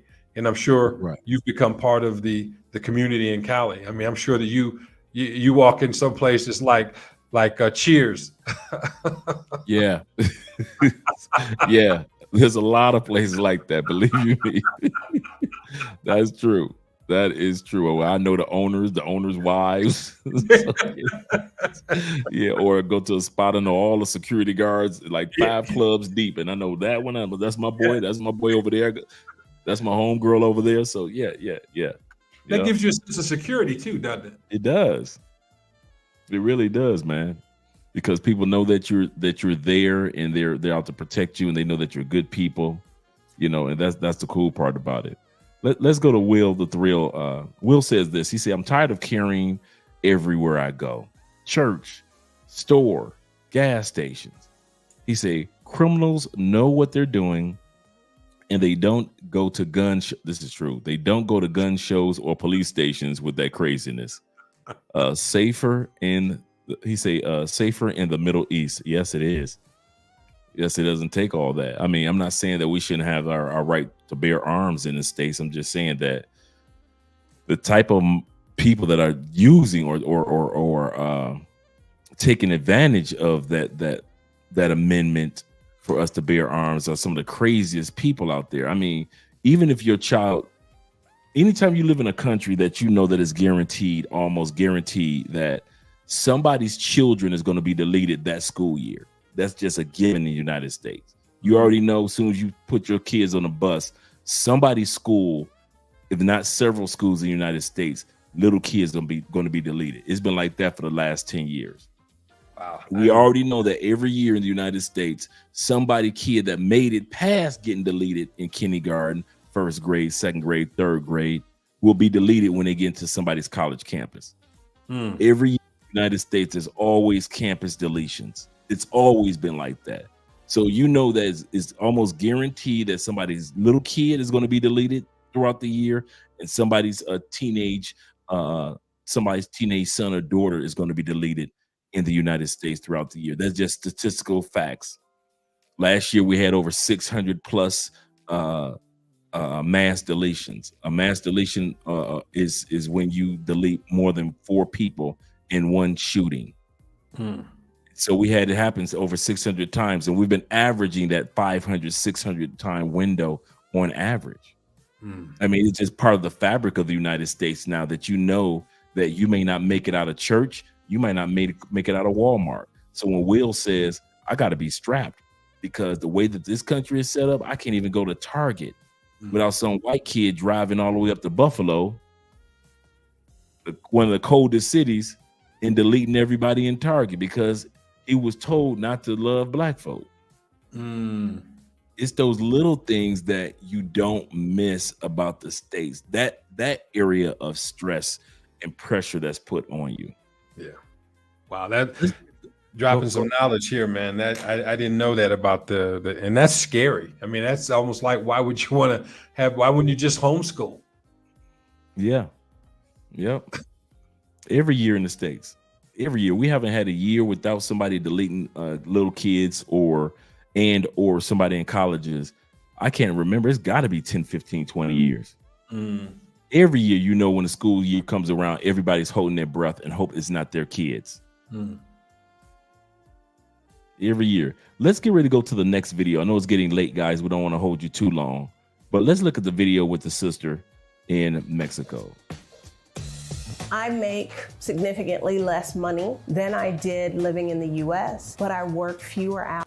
Don't let that slide by. What she just said. I'm going to bring this beat back, guys. Don't let those first few lines go past. She's living in Mexico City. It's not a cheap city in Mexico, but she's going to make a quick point.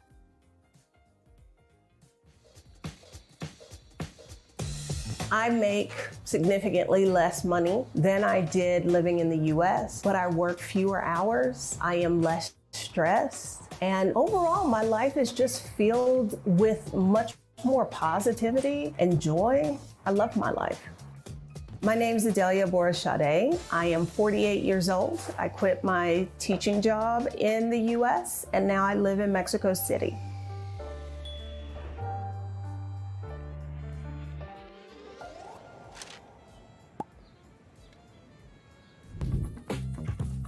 Since moving abroad, the thing in my life that has changed the most is how I think about work and how I think about leisure. particularly here in Mexico and Mexico City. Things are just a lot more laid back than in the US. I am no longer in a rush to do anything.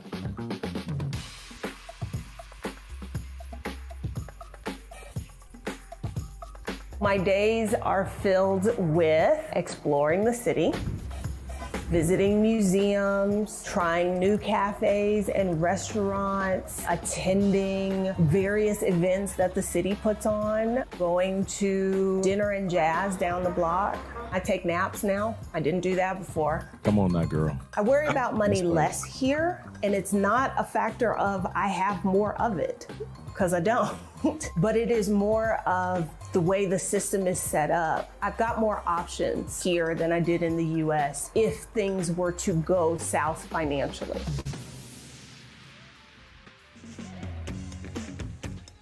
I don't budget.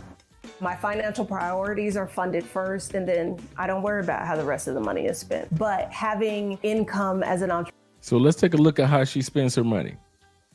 She spends, for housing and utilities, she only spends about $800 something. Is that Yeah, $813. Yeah, okay, there we go. $813. For discretionaries, it's $984 a month. On food, she only spends $500 a month, and she already said $503. And she says that she goes to whatever restaurant she wants to go to, eateries, coffee shops. Unexpected expenses, she puts to the side about $459 to get her house cleaned every month. She has a cleaner that comes out and does it for $117 a month.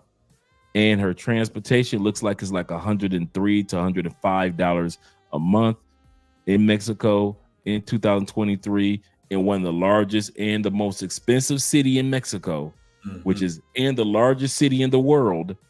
Let's not forget that, by way of size and population, and at least by way of population. And she only spends $17 a month. Many of you, that's far more than what your rent would be alone. And she only works. And I like what my brother said. Matt Billinary said. He said she only works 15 hours a week. Yep, 15 hours a week, brother. You want to let this sink in. That discretionary could be anything. I mean, that could be savings, right? Yeah, absolutely. And that's what I was thinking when she was thinking about. She takes on average about $984 to put into savings or investment. Remember, she just said she puts money to the side just in case things go south. So she says, okay, I got this money. Let me not spend it all. Let me take a large chunk of it and put it to the side. Yeah, shout out to her. Wow. Yeah. So let's continue on. Entrepreneur that goes up and down each month, that keeps things exciting, keeps me on my toes. I can at least afford to go to the doctor here or the dentist. Those things are within my reach where they weren't before, even with medical insurance. It says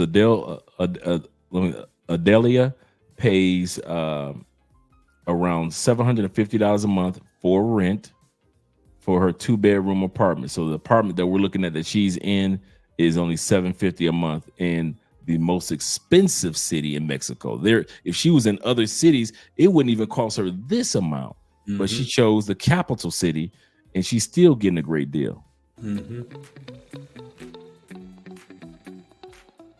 That's a nice size when apartment. When it comes to food prices, I do not cook a lot. If I'm going out to eat, of course you don't let's cook. say I'm You're a female from entree, the States. a cocktail, that might be about $20 USD. If I'm just eating tacos, probably $4 for 3 or 4 tacos.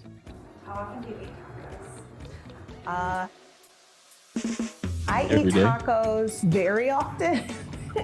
I'm not gonna say daily, but multiple times a week. I love tacos in Mexico. I ain't gonna even lie. Yeah, that She's could be from fine Houston. dining. Tacos are different. Mexican tacos is different. Completely different. I probably worked about at least 60 hours a week. I was cratering under the weight of all of the expectations on me as a teacher. I just came to a point where I was like, I can't physically do this anymore.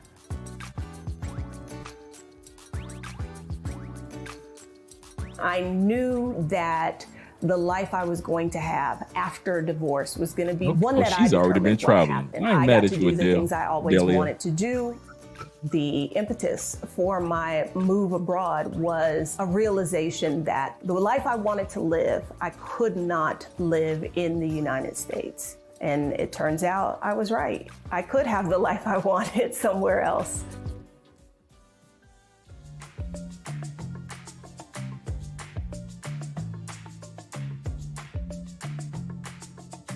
"20 years of teaching in the United States, I made just shy of $60,000. And I left the US to take a job that was going to pay me 60% less than that. I had my eyes wide open.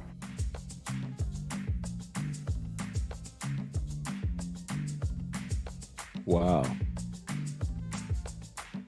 I moved to Mexico City because I wanted to live someplace in Latin America where I could continue to improve my Spanish. And I wanted a city that was walkable and had mass transit and had a strong international airport.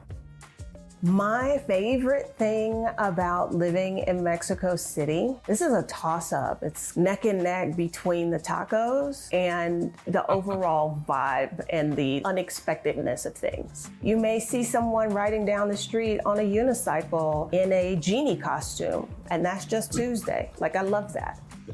I've become an entrepreneur, which was kind of a surprise. I have been working primarily doing financial education, financial coaching, along with some relocation coaching. And more recently, I have partnered up with someone and we host retreats around the world. Let's see what a YouTube channel was. And more recently, I have partnered.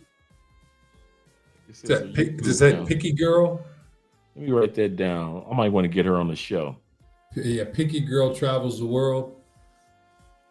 That's a cool name. It is. I mean, a shout out to her, because I'm sure that she probably caught a lot of flack. A lot of people telling her not to do travel, not to do this, not to do that. And for her to say, hey, and to go from, Eastern Europe to Kuwait, shout out to her. I mean, her spirit, her mindset certainly is a growth mindset. The one thing that I'm noticing as I listen to her story that's parallel to yours, that's parallel to mine and others, it doesn't take much money to go after the dream of relocating to another country. For the most part, you're not going to buy new furniture like I did. Many of you are not going to go into relationships like Todd and I did. Many of you are going to be just like her. You're just going to a new location and you're taking care of you. Some of you have already taken care of your mom and already taken care of your loved ones and your children. And so now it's all about you. So some of you guys are hesitant because you think that it's more expensive than what it is. And it's really not as expensive to initially take that leap. Am I correct, Todd? Yeah, you're absolutely right. In 2018, I came to Colombia in 2018. The exchange rate at that time was 1,800 to 1, I believe. Wow. Now, yeah, you're right. Now it's 4,100 to 1. If you don't want to, if y'all don't want to come to Colombia, that's okay. It's just stay in the U.S. Make sure that y'all keep that dollar tight. Keep that dollar strong. Please. It was scary. I mean, it's scary, right? Because I was fortunate enough to when I came to Colombia, I had already been in a relationship with my wife, right? We were dating at the time. I thought I knew Spanish, but when I got off the plane, I really didn't. But my wife, my mother-in-law, my sister-in-law, my nieces, my nephews, they all looked out after me, and I was immediately accepted into the family. That's right? how it is with me. Yep. Yeah, and that made all the difference in the world. It made it easier to cope. It made it easier to build resilience, right? Because every day it's a different planet. It's a different world, because they're not speaking English. They're speaking Spanish, and Spanish has nuances. They have different contexts. There are different accents. Every day it's like I'm lost. I might pick up 80% of the context, but then the 20% that I lose, I gotta go to Chat GPT or something like that. Oh, and by the way, I don't know if you know that. Chat GPT 4.0, or 4.0? You know anything about that? That you can actually speak into it, and it will actually translate audibly to what you're saying. I didn't know that. Yeah, I got the paid membership. Yeah, well, that'll help you do it. Let me demonstrate real quick for you. And this is for your followers and listeners as well, because one of the advantages of being from the U.S. is that you have access to technology and awareness that many other people in many other places of the world don't. And if you don't use it, it's kind of your own fault. Let me show you real quick, Andre. Can you hear me okay? Yes, I can hear you fine. What would you like to show me?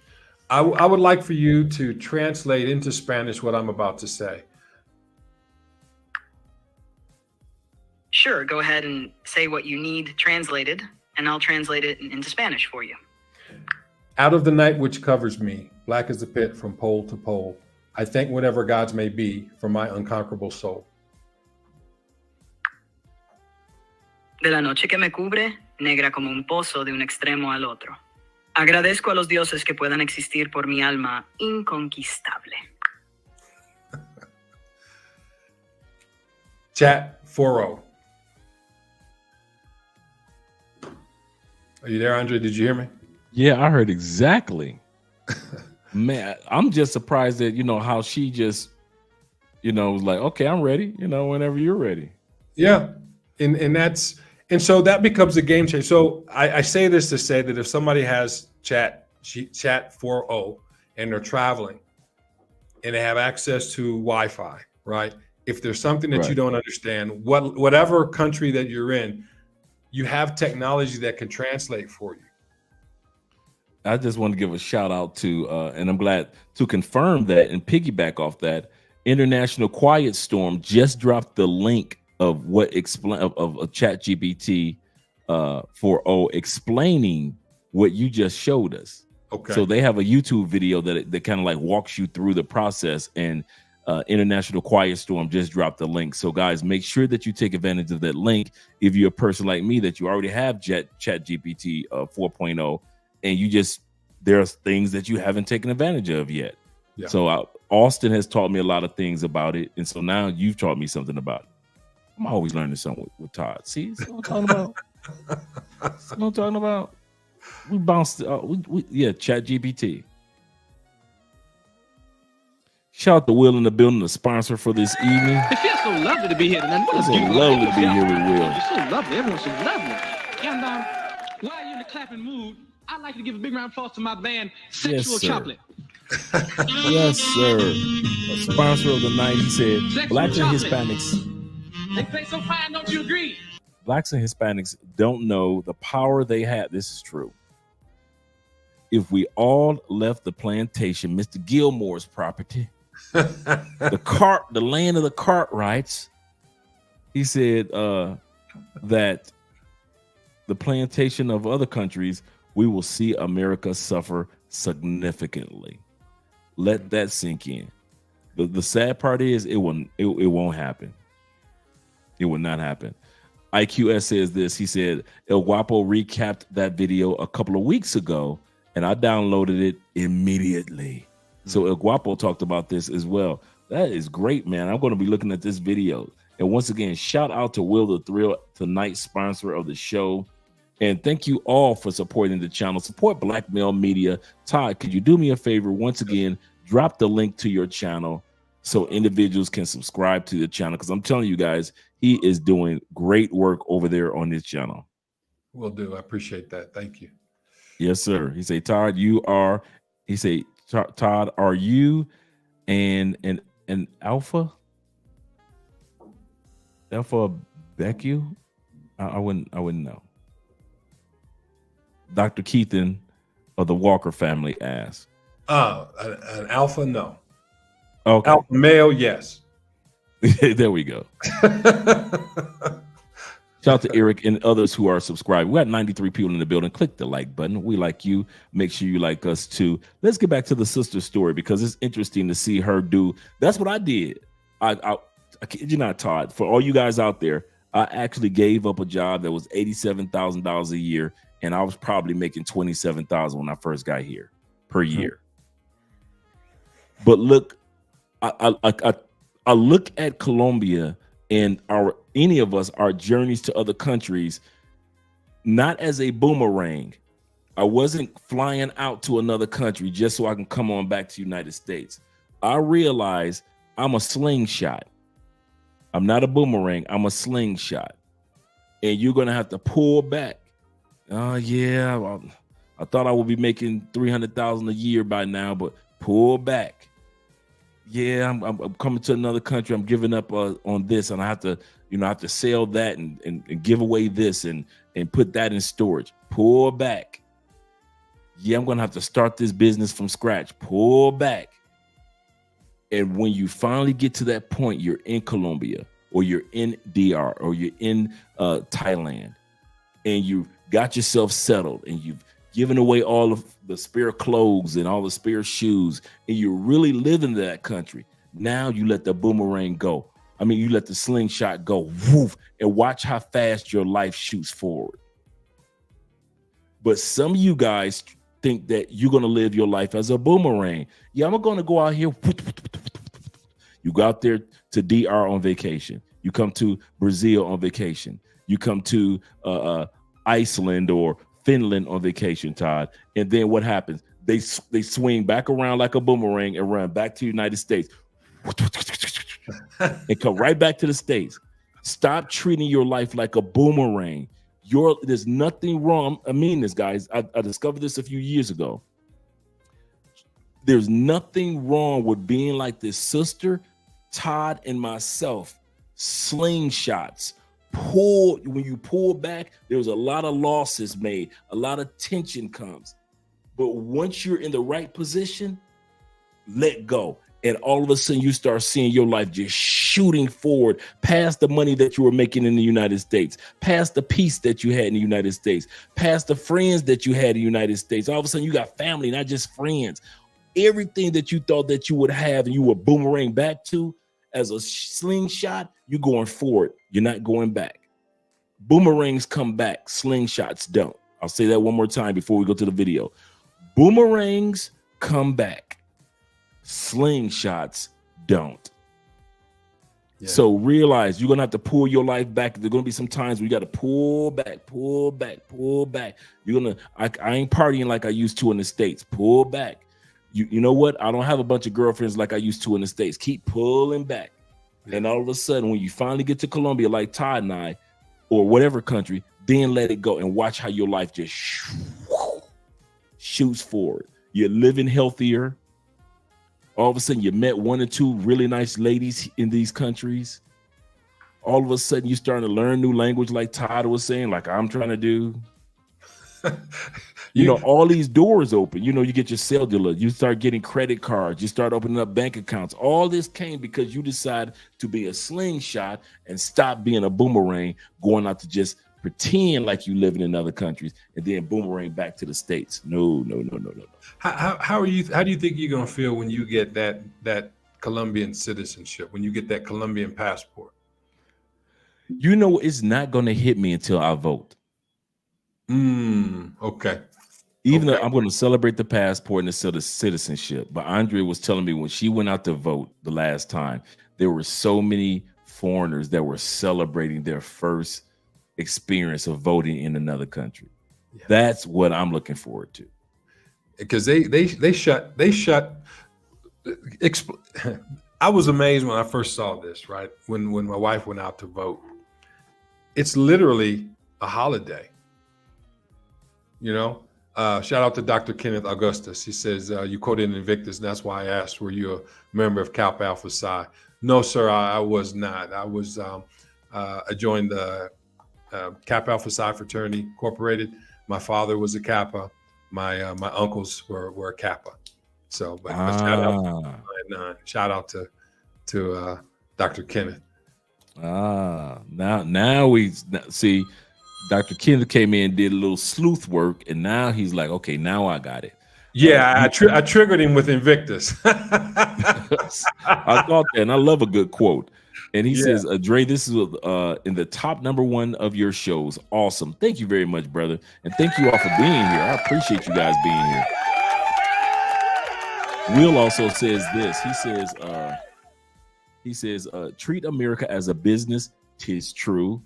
He say, not as a place of residence. That's what I did. I just treated it like it was a place where it was for me to make money. I didn't treat it like any other thing. Even though I love it as my home country, I treated it on a day-to-day basis as a corporation, not a country, a place where I make money. He said, let America fund you, but not enslave. Boy, that's a good one. That's a good one, but not enslave you. Let's go back to the video where Todd answers his No, I'm not. I'm putting it. I thought I had it on silence. I apologize. Oh, no problem. Yep. Matt Villainy says, Villanary says, he said, I had said it right, Villainy. He said, America is a corporation. Hey, Todd, before we go into the next part of this video, explain earlier what you explained. Explain to us what you explained earlier on Austin Holloman, that America is technically, by law, or corporation. Okay. I'm going to ask you to go. I'm going to send you a link in the back back channel here. Okay, and allow you to pull that up. Because, one thing that you and I both like to do is that when we say something, we like to give receipts. Bring the receipts. And, okay, let me pull it up and screen share. Yeah. Go ahead, Todd. Keep talking.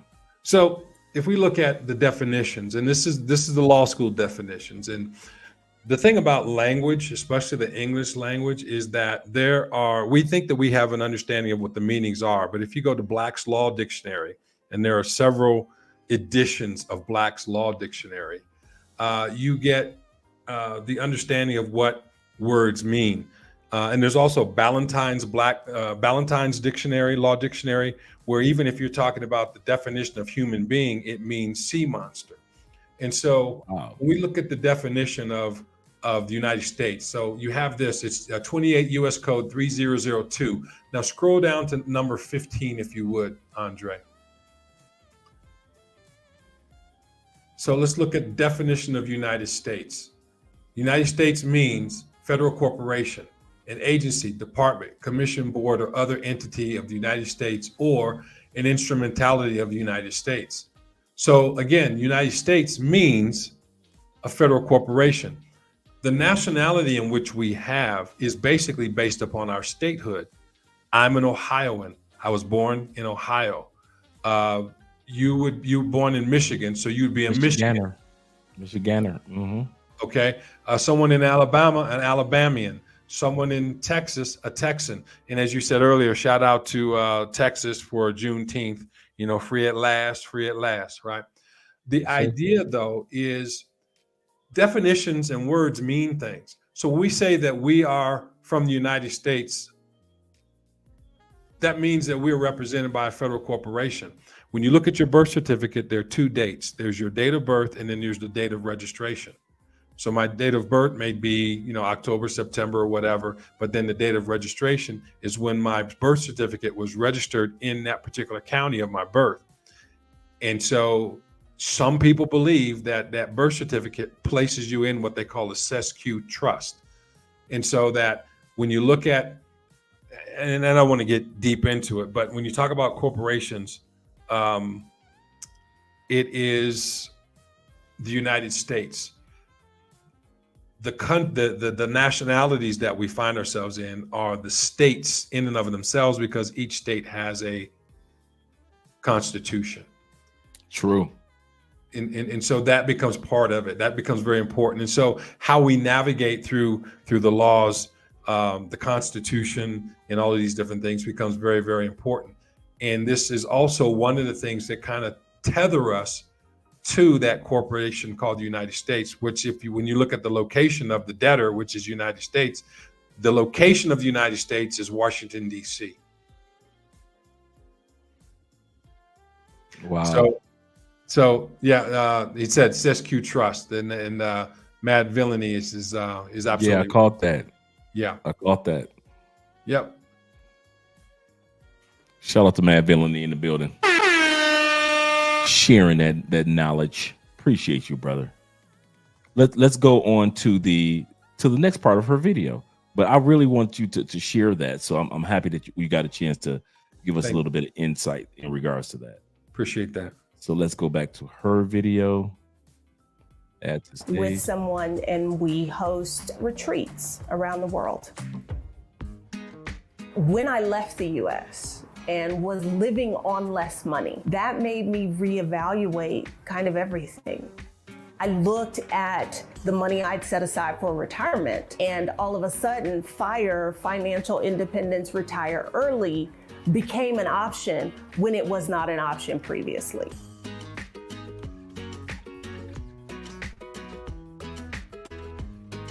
Looking at my numbers, let me move that out. turns Let me move me out of the I way. had already achieved Coast Fire. Looking at my numbers, turns out that I had already achieved Coast Fire. So I have enough money saved. Let's go back to her numbers. I want you guys to see her numbers. Wow. So she has, as a school teacher, as an investor, living in another country, even though she's been stacking because she hasn't had to waste that money on expensive apartments and expensive medical and expensive food in the States. She's been investing that money. She has over 545K saved as an individual retired account as of December 2023. I think she's doing it all right, guys. Shout out to her. Shout out to her. Well, allow me to do something really quick here. Let me go to the exchange rate. Let me look up the Mexican exchange rate really quickly, just so that your followers can get a and just to encourage you guys out there and ladies out there that you can accomplish these exact same things. It doesn't. A lot of times we think that if we don't do it in the States, it can't be done, and we've been programmed to think that. We've been programmed to think that you can't make six figures as a U.S. citizen outside the States. That's not true. Take it from me. Take it from that sister. She's proven that you can, now that you're not spending as much, you can invest a little more. Yeah. Yeah. The exchange rate in Mexico is 18-1 right now. $1 is 18.441 Mexican pesos. So at 545,000 US dollars, she has over 10 million Mexican pesos. Wow. I'm not mad at her. No, shout out to her. I mean, yeah, that would be a great interview. I think when you do get her on your show, that'd be great. Oh yeah, I already got got to her on the turnpike. What I'm trying to do now is getting a lot more passport sisters on the channel for interviews, not just the guys. You know, it's great to have us guys, but we can't stop the momentum of Black women that are actually going to other countries as well. And we want to hear what they have to say by way of their experience and not just their dating experience. We know that for the most part, the dating experience of men is different than women in other countries. So I don't want to just talk about the dating experience of Black women in other countries. I want to talk about the relocation experience of Black women in other countries to encourage us all.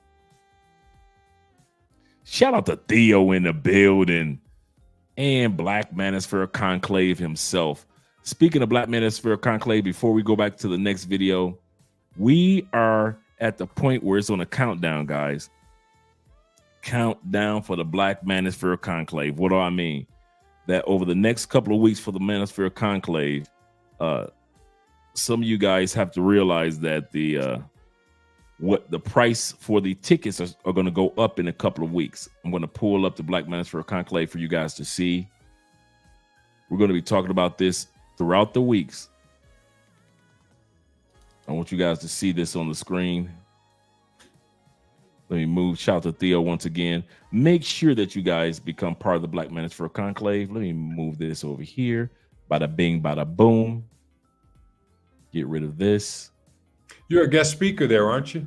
Yeah, I'll be speaking on that Sabado on Saturday. The early bird tickets right now are $295. You can even do it with a payment plan, with your credit cards, whatever you need to do, guys. But at the end of the day, you definitely want to get your ticket because starting on July 1st, that's going to change. Yesterday's prices will not be today's prices. And once again, you can become a member of the Black Manosphere Conclave as well. Of the Black Manosphere. Here are the dates: September 6th and through the 8th.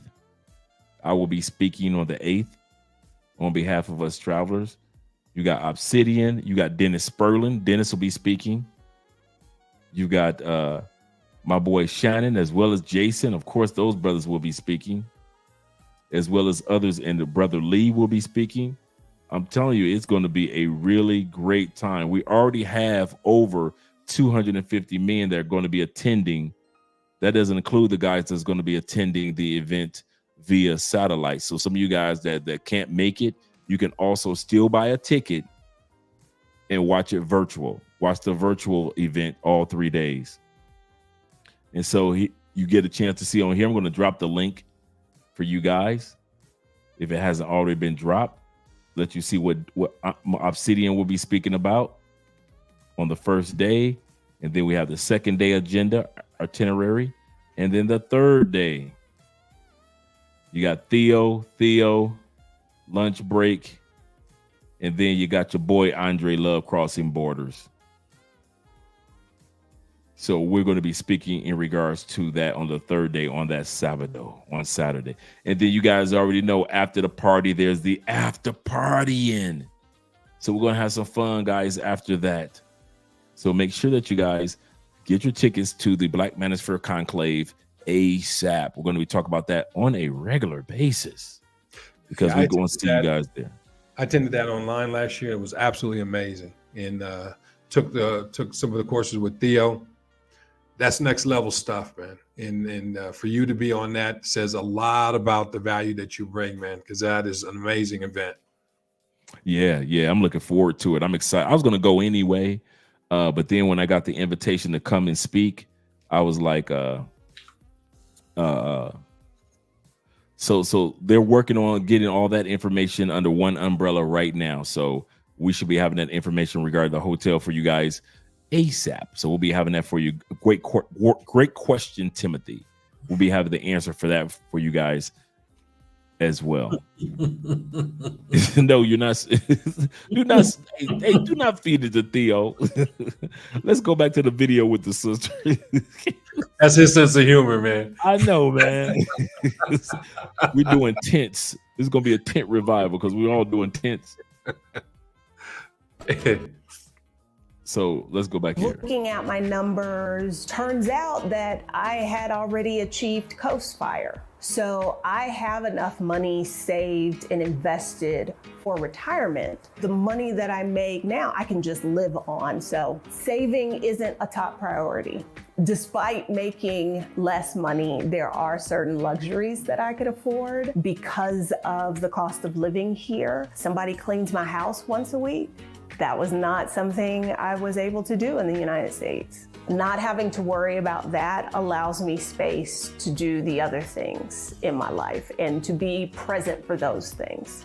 I think when you have US dollars and you are making much more money than folks in the local economy, you've got to be particular about where you spend your money and how you spend your money, understanding what prices are like, and trying to be responsible in how you use your economic power.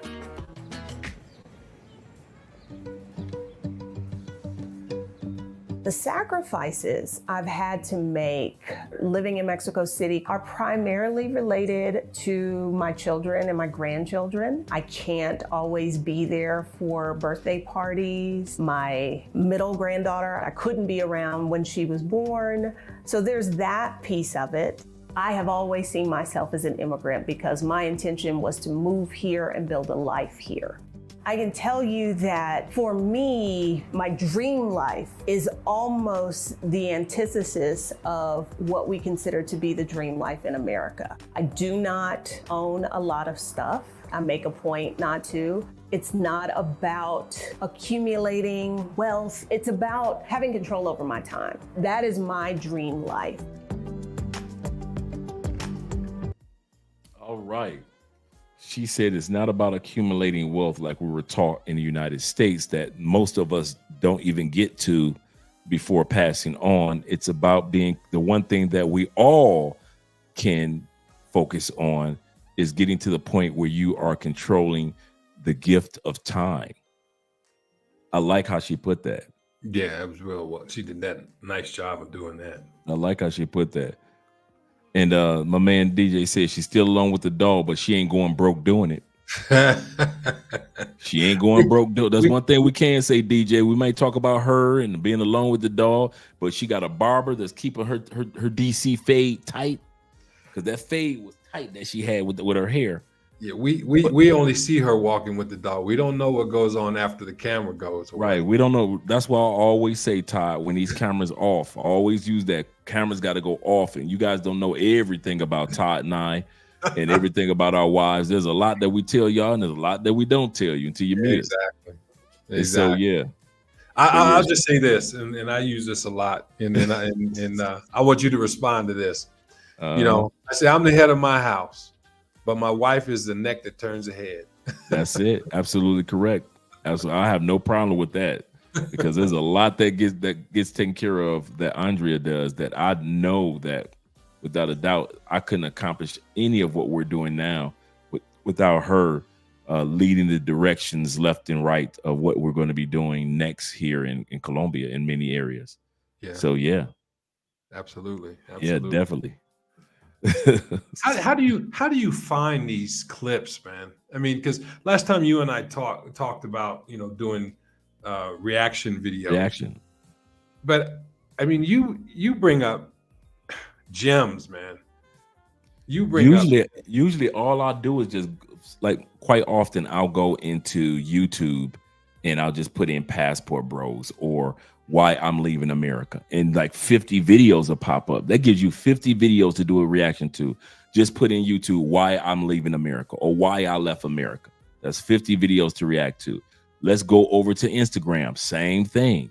Mm-hmm. The same put in TikTok why I left my home country. And now you got people from around the world saying why they left their home countries and the benefits in which they find. So it's not just America, it's people leaving Canada, people that are leaving UK, people that are leaving Australia, New Zealand. Yeah. People that are saying it's just, these are really nice countries that we were raised in, and we appreciate the countries that we were raised in, but it is too expensive.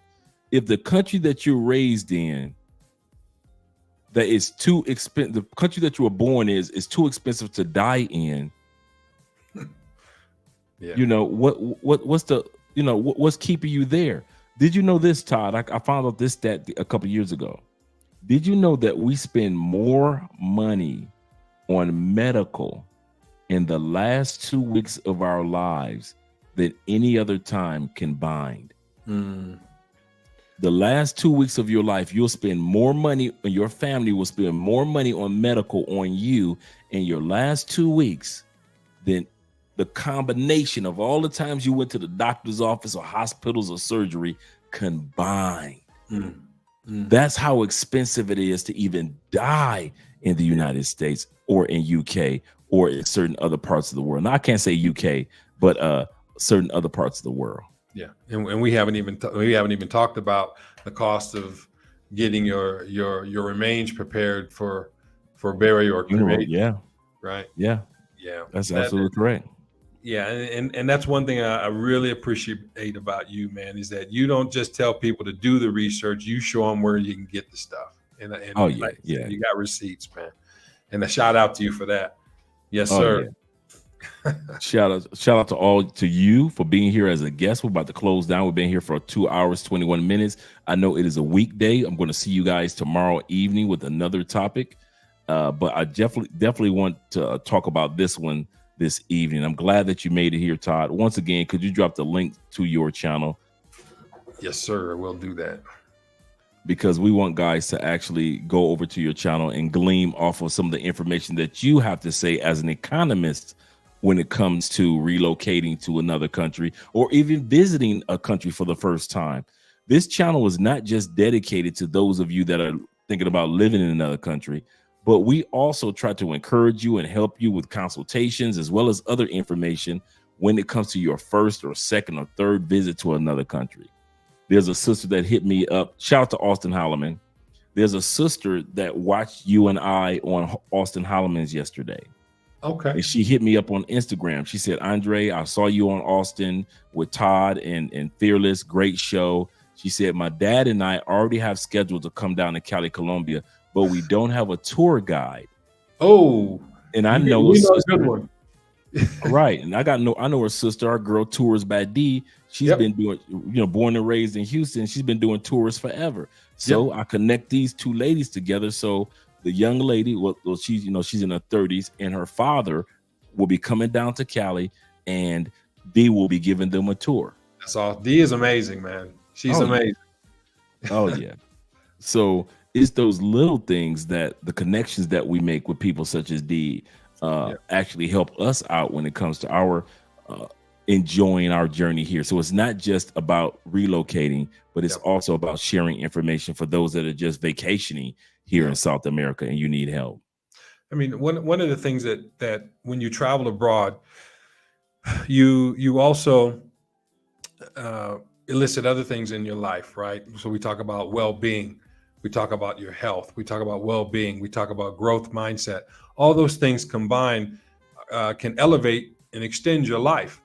I mean, it's the simple things, right? Being connected abroad really it allows you to have mental plasticity, and it can actually increase your awareness and growth and all of these different things. All these things are important. And most important to know is that there's always room at the top. And so there's more room at the top than there is at the bottom. So like as Andre can introduce your listeners or your followers to different people when they come to Cali, Colombia, to enhance their experience. And that just aids in their well-being. So shout out to you for being a resource to be able to do that. Oh yeah, man. That's exactly what we try to do. We're going to take an end to the show, guys. Appreciate you guys being here. We're going to do a new outro that you guys are definitely going to enjoy. And so be ready to put your cowboy hats on. We're going to see you on tomorrow's episode of Love Crossing Borders. We got a whole nother show for you guys. Let's get this brand new ice break out here for you guys.